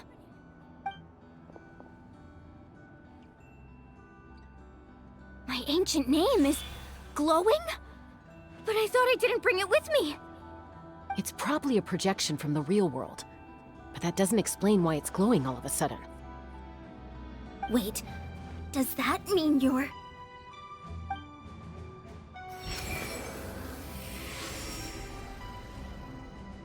That was a bold move, diving headfirst into the fire to save your friend, especially in a place so overrun with abyssal corruption. Still, seeing you pull it off was really something. Everything you said was exactly right. As isolated individuals, we stand no chance against the power of the Abyss. It took years' worth of scars and lots of unnecessary suffering for me to understand that for myself. The Pyro Archon's plan will unite us as one. Everyone has a part to play. Only then will we have the power to defeat the strongest of foes. Who are you? Tupac, a warrior from the people of the Springs. I fought against the Abyss during the invasion 500 years ago. I've heard that name before. You were the giant who saved all of Natlan. Since you were able to awaken my words from your ancient name, that means you have fully embodied the aspirations of the Wayub. Under the name Umoja, you shall unite the tribes and save Natlan from its impending doom. Me?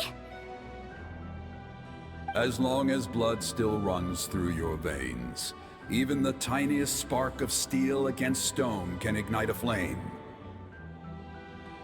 Its blaze will become one with our vision for Natlan.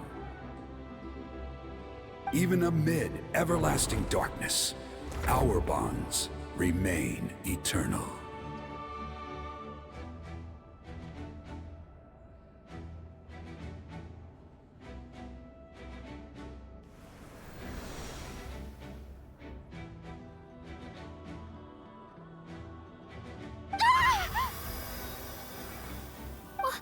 What's wrong, Malani? So many memories. My brain was just flooded with everything he once knew. So that's what happened. What do you mean? Did you just figure something out? 500 years ago, they foresaw the very crisis we're facing now. Efforts to save Natlan started all the way back then. We can go over the details once we get back. We shouldn't linger here longer than we have to. I know bits and pieces, but I had no idea Mualani was also part of the plan. This sounds like something that's going to need a lot of explaining. Let's focus on saving the Wayub first.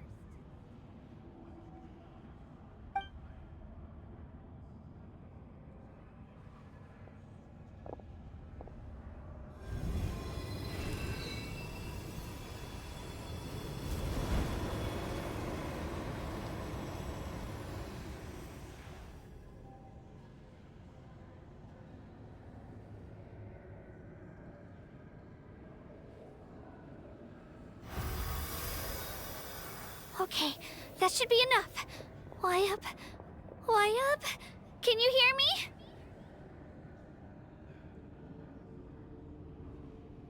I hear your voice, Kachina, my dear child.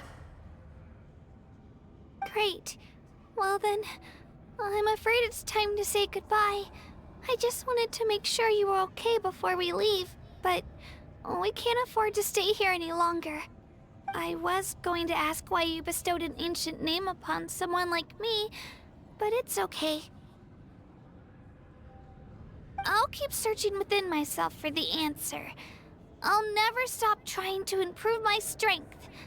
One day, I'll live up to the hero you saw in me.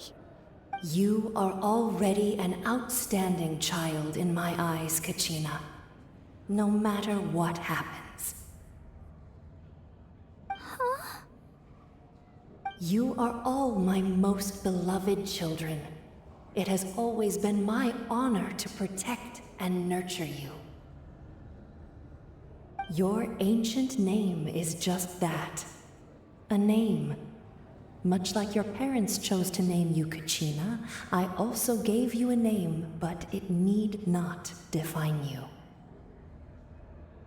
Focus on who you want to be. You are already worthy of your name. Now, you need only devote yourself to becoming a better you. The story of your ancient name is for you to continue. Just like your parents, my love for you will never change, no matter what the future holds.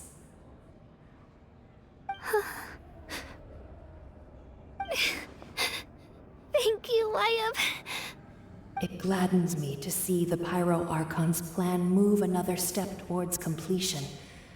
But it is time for you to leave this place. The situation here is getting worse. Go now, my children. Save Natlan on behalf of all you hold dear. I know we've never met before, Wyab, but I just wanted to say thank you for encouraging Kachina. It was exactly what she needed to hear.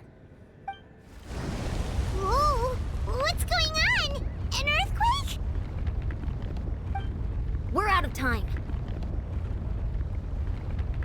It's the power of the Abyss. Quick, we need to run!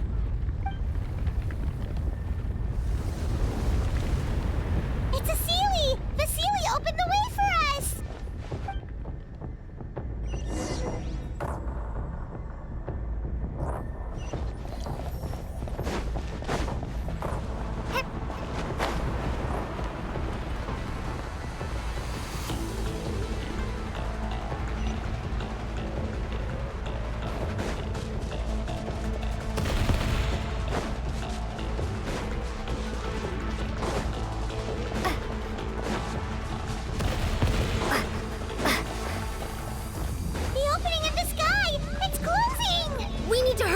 Or we'll be stuck here!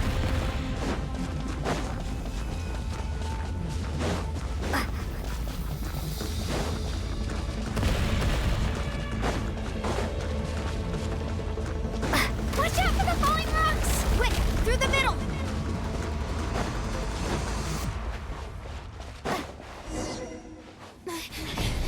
Come on, faster! We'll never make it!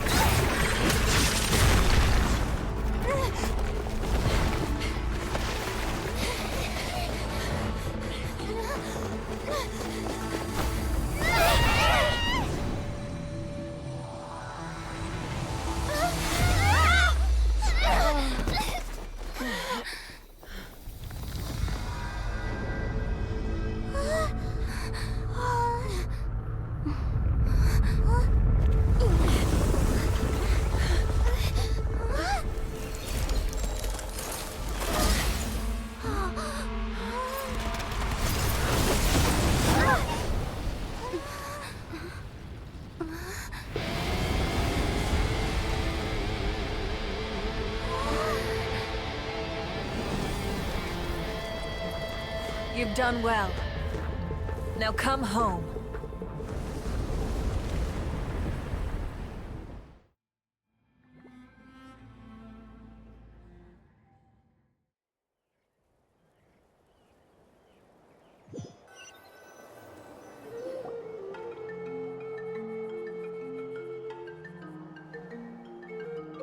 We're back!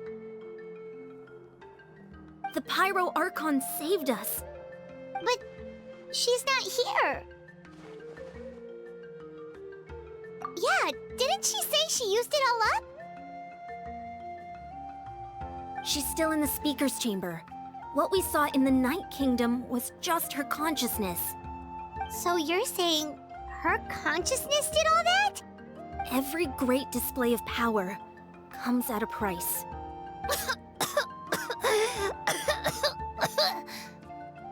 You must feel terrible, Kachina. Just hold on. We'll get you to a doctor soon. Let's get back to the stadium. The Pyro Archon said she'd have a doctor waiting for us. I recommend getting a full checkup, just to make sure no damage gets left behind. Paimon feels okay. What about you, Traveler? Right. You always seem to do pretty well against the Abyss. Let's get going. We need to share what we learned in the Night Kingdom as well. Right. The Wyab mentioned something about the Pyro Archon's plan. What is it exactly? I'll let her explain everything. We're all a part of the plan now. Every move we make from here on out will decide Natlan's ultimate fate.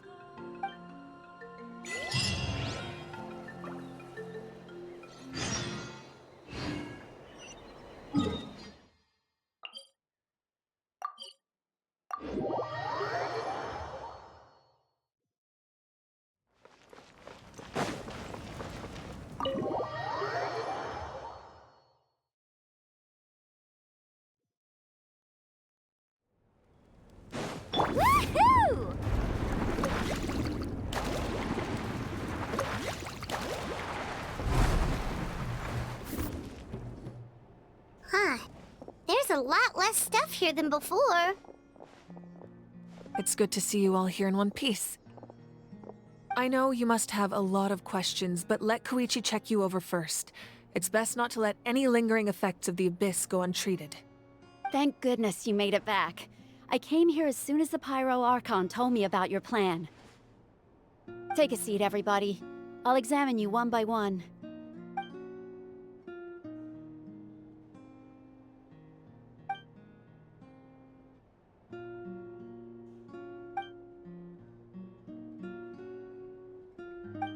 All right, that should do it for now.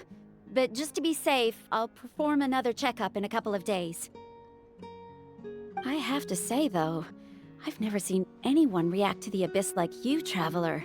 It's like you're completely immune to its power. She's always been special like that. She can even purify its power. Wait, now that you mention it, Paimon doesn't think she's affected either. Given the current situation, that ability will likely play a great role in the events to come. Of course. I still have patients to see, so I'll head out. Thank you, Koichi. All right, all right. We might not see eye to eye, but we both had good intentions. Just give it time. I'm sure we'll figure things out between us one day. Yeah.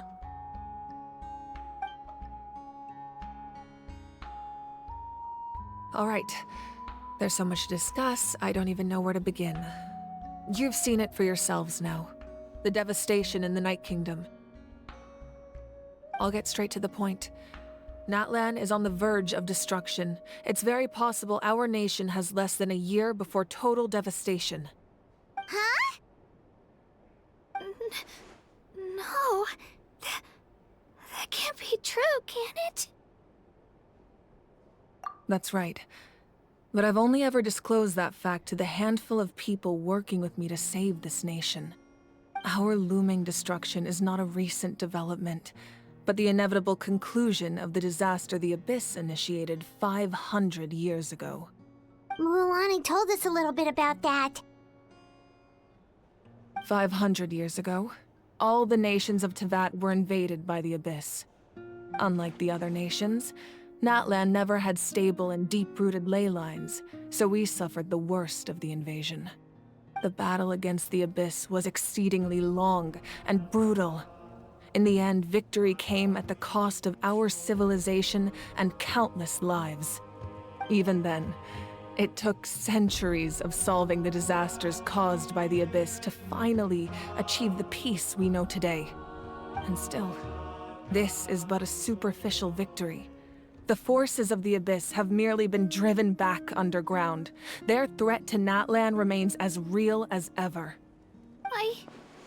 I'd never have guessed. The problems plaguing the Night Kingdom are all the more complicated because that realm is essentially functioning as Natlan's ley lines. Immediately after the war, our calculations estimated that we would have a maximum of 500 years before the Night Kingdom was completely lost to the Abyss. But at that time, we were a nation of the destitute. Our people no longer believed in victory, nor did they hold hope for the future. Our civilization was dying, our faith crumbling, and the line of power passed down from the Wayab nearly severed. If we didn't bring the nation back together, it would be foolish to even dream of defeating the Abyss in the future.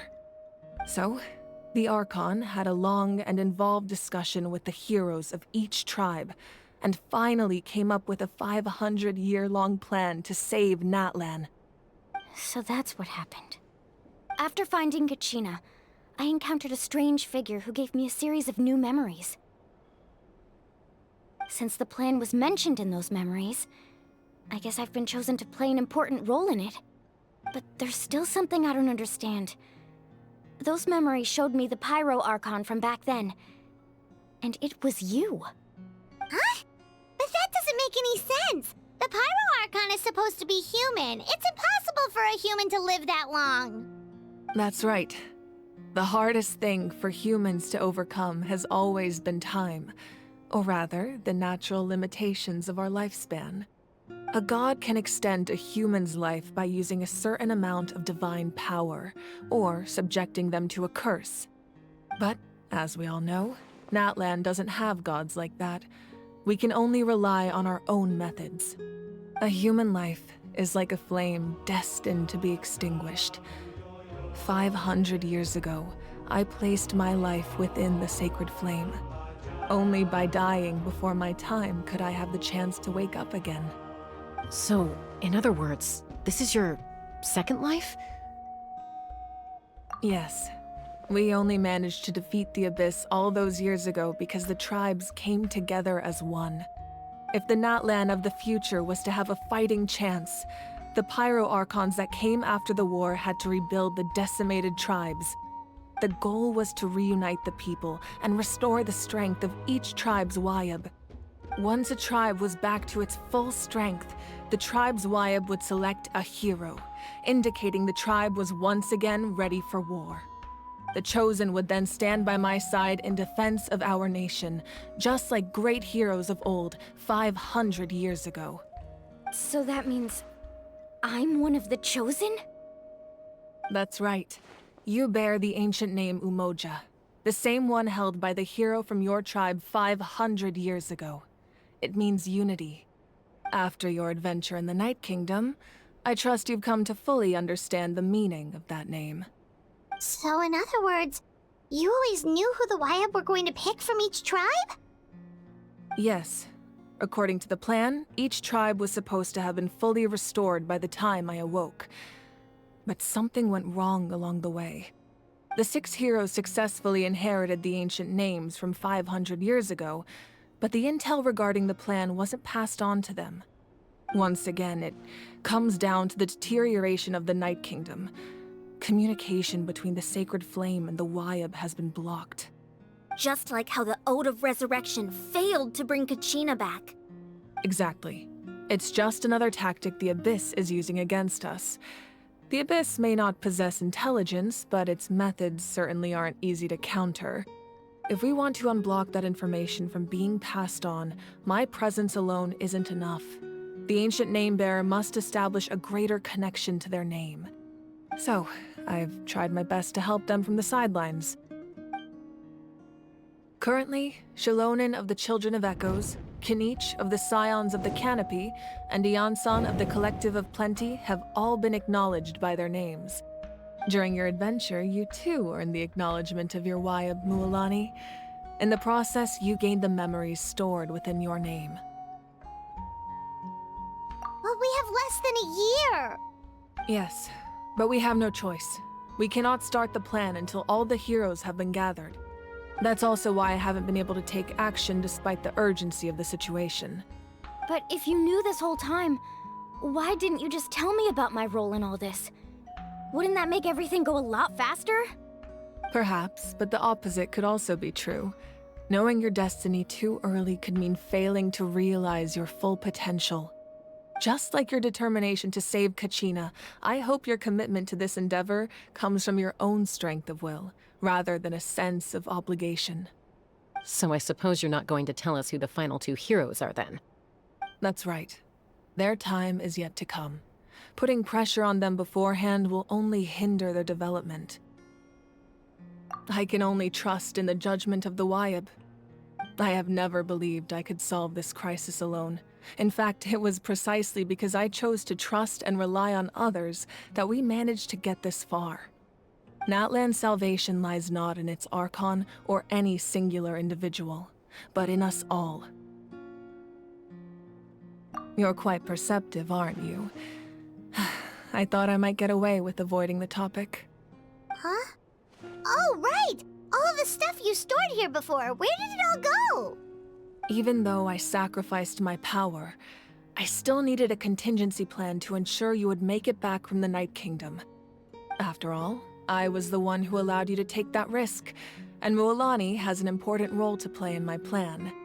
In addition to their sentimental value, the items I stored here held a much more important purpose: fuel. Fuel? Ah, so back then, that's why you... Yes. The stories embodied by those items are certainly important, but there's an even more significant trait they all share. Every item belonged to a hero of Natlan.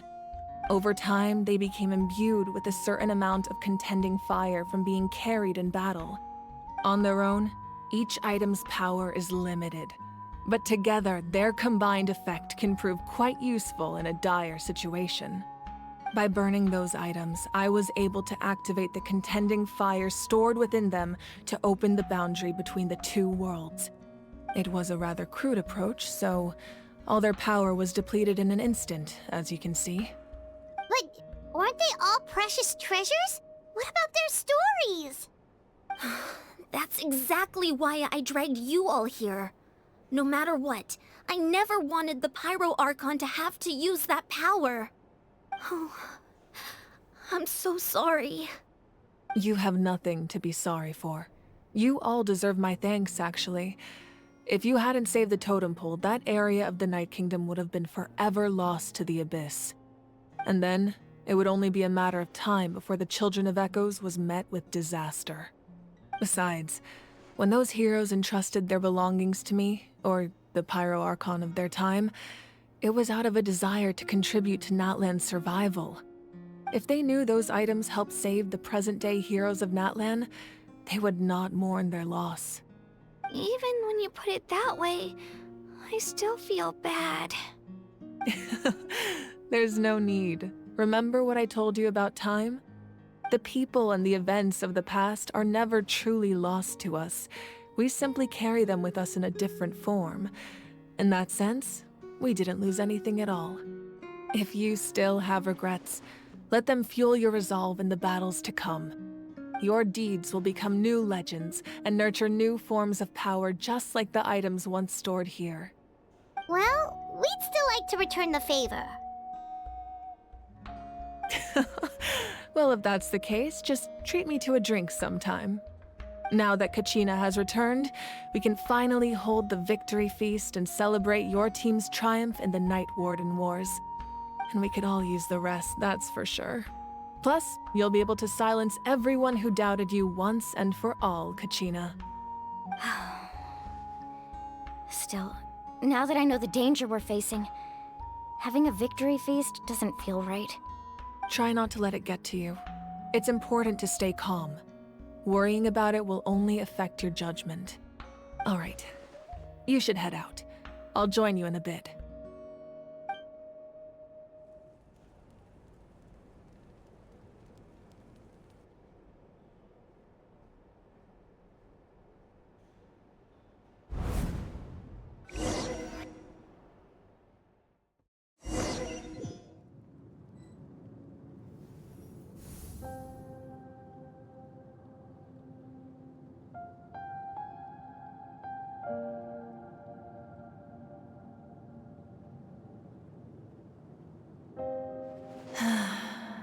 When I was young, I used to sit by the hot springs and listen to the stories of warriors from all over Natlan. They attract people from all walks of life. Friends come easy here, no matter what tribe you're from. The people of the springs have never claimed the hot springs as their own private property. They are there to bring all hot spring buddies together. It's been really nice, seeing the children of my tribe get older. It's helped me gradually understand the true value of the springs. I've witnessed their energy, their determination, their absolute passion for life. Even when they cause trouble, I never managed to hold on to my anger for long. It's unbelievable how quickly they worm their way back into my good graces. I'm certain Mualani will become a great warrior when she grows up. She possesses infinite potential. I can see it. One day, when I'm no longer in fighting form, I'll come here and tell stories to all the children, just like those warriors did for me. So, you better get busy, Pyro Archon, or I'll end up running out of stories.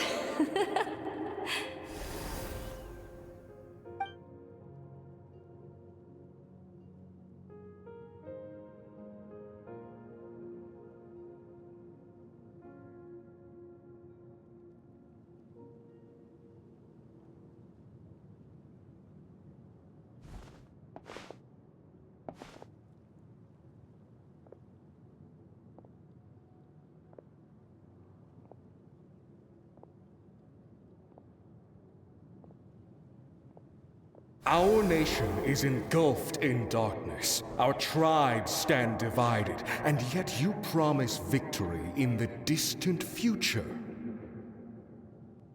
The Abyss is a cunning enemy, one that I've faced in battle many times. Were that not the case, I would never understand exercising this degree of caution. My rage will never know absolution, and my power will no longer aid you in victory. But you came to me because you knew you could convince me with just a single sentence.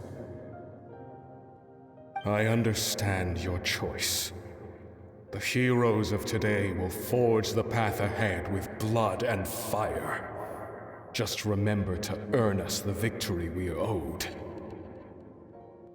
Otherwise, rest assured, I'll find a way to collect the debt. For Natlan.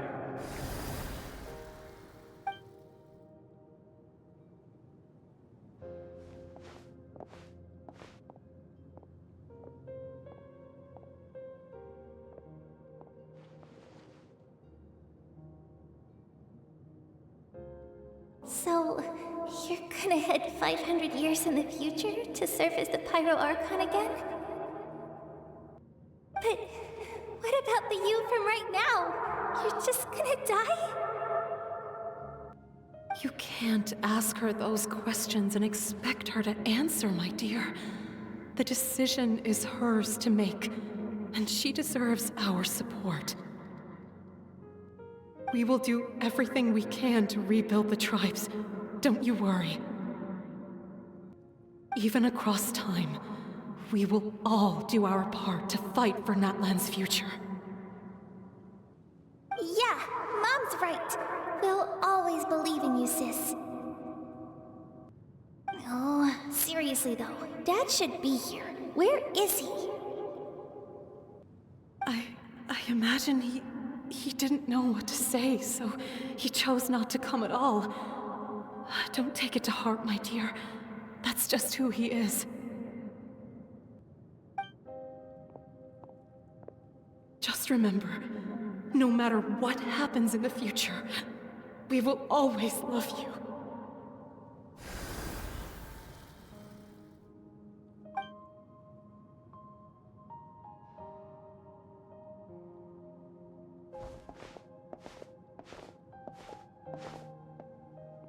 I'll come find you one day.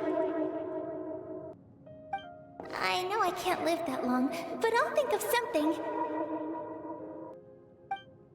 There has to be a way for us to meet again one day. If there's an answer out there somewhere, I'm gonna find it. So, don't forget about me.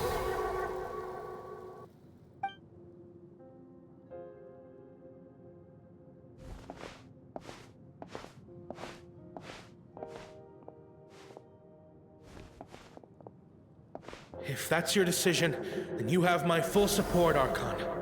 May our children live to see such a lovely son.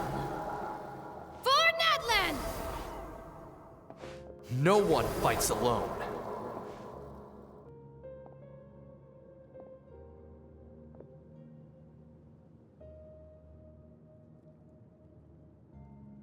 The rules are my legacy. They shall grant us the strength to overcome the next tragedy. War forged the 6 tribes, taught us how to fight, instilled in us what it means to love. Who will be the one to bring this to an end?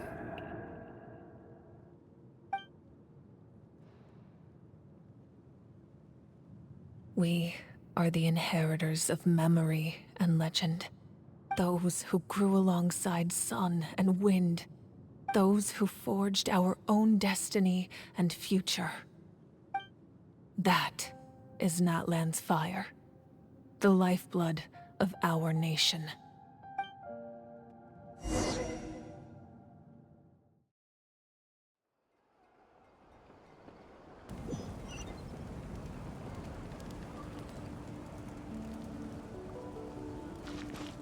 Carving waves!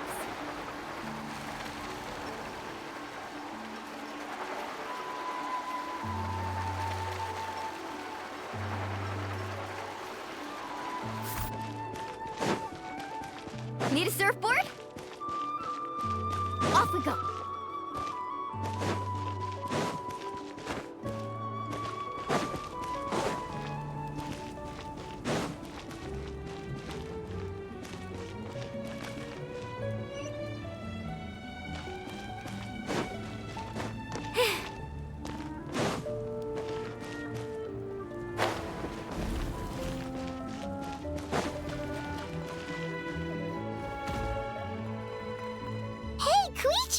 You here for the victory feast too?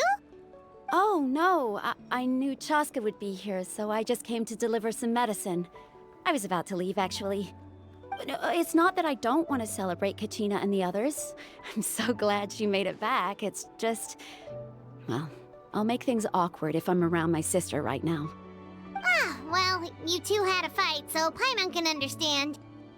She didn't cause any trouble during your trip, right?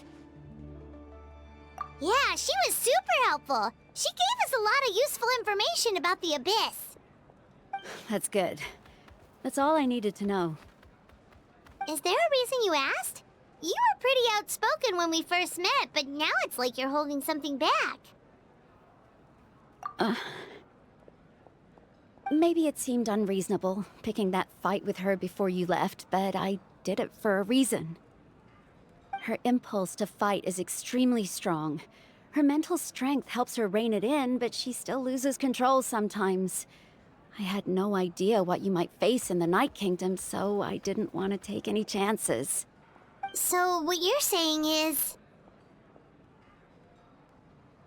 Okay, so maybe it sounds a little stupid, but it works pretty well. It helps her keep her cool for a little while, at least. Anyway, I'm just glad you were able to make it back safe and sound. That's all I wanted. But do you really have to go that far? Can't you just talk it out? No way. Chaska never opens up about her own pain, especially to her family. She can't learn about this, or it'll be even harder to help her.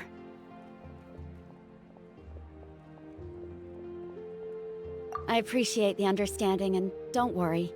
I'll find a way to help her ease this burden. Anyway, I need to get going. Enjoy the celebration. Oh, and if you ever need a doctor, you know who to find. Huh. Who would have thought there was a deeper reason behind their arguing? In the end, it's all the Abyss's fault. Paimon's had enough of them. Give up. Don't worry. I always win anyway.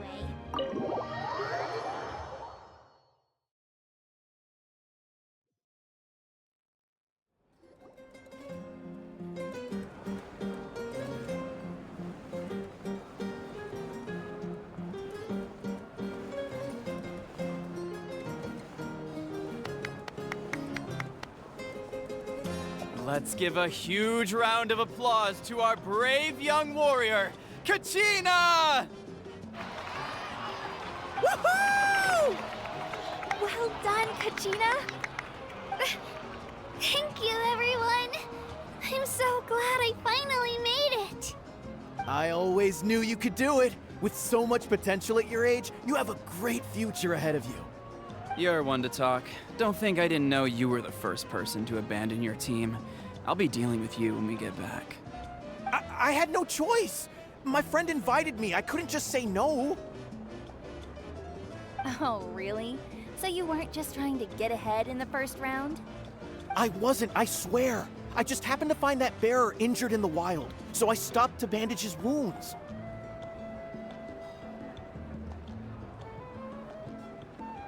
When he insisted on repaying the favor, what was I supposed to do?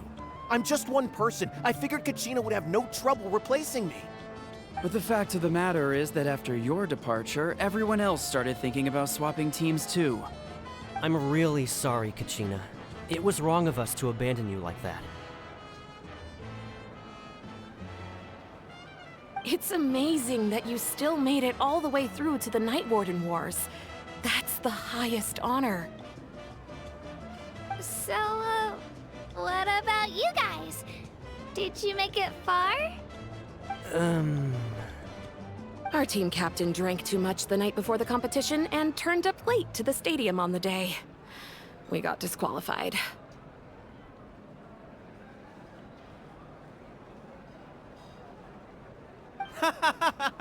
Serves you all right.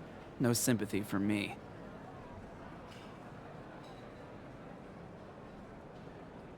Alright. There's no need to be like that, Uncle Pakal. Dear friends, I'd like to say a few words. Firstly, I'm grateful to my friends and our great Archon for helping to bring me back. This traveler and her companion Paimon are some of the strongest people I've ever met. If they were allowed to participate in the pilgrimage, I have no doubt that they'd win the whole thing. They've agreed to let me learn from them. With their help, I believe I can become even stronger still. And let's not forget my good friends, Moalani, Chaska, Kanich, and Dayon-san. They all helped the Traveler and Paimon figure out a way to bring me back from the Night Kingdom. They too deserve to be called our heroes, so please give another round of applause for them. Thank you so much! Well said! I'll drink to that. How does it feel being a hero, Kachina? To be honest, it's a bit overwhelming. It all just feels so surreal. Well, you better get used to it. Next up, undefeated champion! Hey, please don't make fun of me.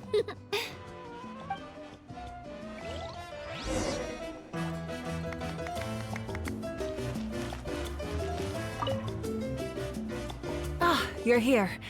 Have some fruit juice. I got it specially for you two. How did you know? That's Paimon's favorite! You look like you've still got questions. Ask away. Because they had their own lives to live. The thought of telling them, abandon your families and everyone you love, and come with me to the end of time, for in 500 years Natlan will be destroyed, it seemed too cruel.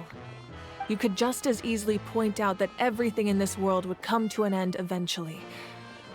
But life is short, and beyond a point, it just doesn't seem real.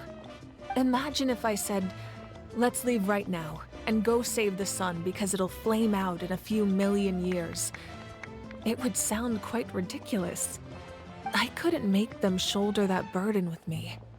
Besides, every generation will have its heroes, this one included. The plan could still work without them. Or, of course, without me. But since I was the one who came up with the plan, I felt duty-bound to see it through to the end. Paimon's suddenly remembering that portrait in your room. Was that your family from back then? Yes, it was. So when you asked me who my sister grew up to be, the truth is that very little information survives. From what I've been able to piece together, I can conclude with a reasonable degree of confidence that she ended up as an architect and artist. She played an instrumental role in rebuilding the scions of the Canopy tribe, designing and building many houses. But of course, none of her buildings are around anymore. Still, it was an impressive achievement, and I'm very proud of her. You feel loss keenly. It seems to stir up feelings of regret in you. But this is something I have long since come to terms with. This is a war, and there can be no war without loss. I am already far more fortunate than those who lost their lives to the Abyss. The people of Natlan look to me as their Archon, and the weight of their expectations is mine to bear. I must see our fate through to the very end, no matter what I may find there. Yeah, doesn't that mean the way everything ends has already been written, including your plan? I suppose, but so what? Don't forget, time takes many forms. The past, present, and future coexist, and all are equally important. Even if the future ends in destruction, there's still no reason to give up on the here and now. And it's precisely because we humans cannot know our fate that we will never give up on our struggle. This is a pivotal moment. We are still 2 heroes short. Well, 3 to be precise. There's one further hero who I'm hoping to get on my side, whatever it takes. Your resistance to the corrupting power of the Abyss is truly remarkable. It would easily make you an all-important figure in the upcoming battle. If you agree to join us, you will not only gain my full support in your journey, but I will also forge a brand new ancient name for you. Ancient names can be forged? They can. Several strict conditions must be met, but if they couldn't be forged at all, then the number of them in circulation would have long dwindled to 0. Possessing an ancient name would mean that your adventures in Natlan are recorded in full. Your stories would be remembered by our people for all the years to come. The Ode of Resurrection may have temporarily lost its power, but still, take this as my personal guarantee that I shall never let you fall. Just like in the Night Kingdom, I will be there for you. That is a promise I will fulfill at all costs. This nation always honors its heroes. Yeah, we can't just ignore the situation here. Wonderful. Then I'll reach out to Shilonen right away.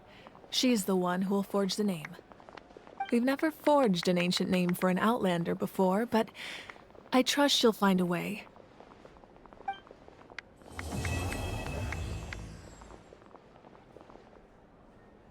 My lord, we've received word that the Pyro Archon has lost much of her power. Although your injury complicates things, this is most certainly the opportune time to seize the Gnosis. Victory and defeat are rules, not outcomes. I have never taken advantage of an opponent in a time of weakness, and I don't intend to start now.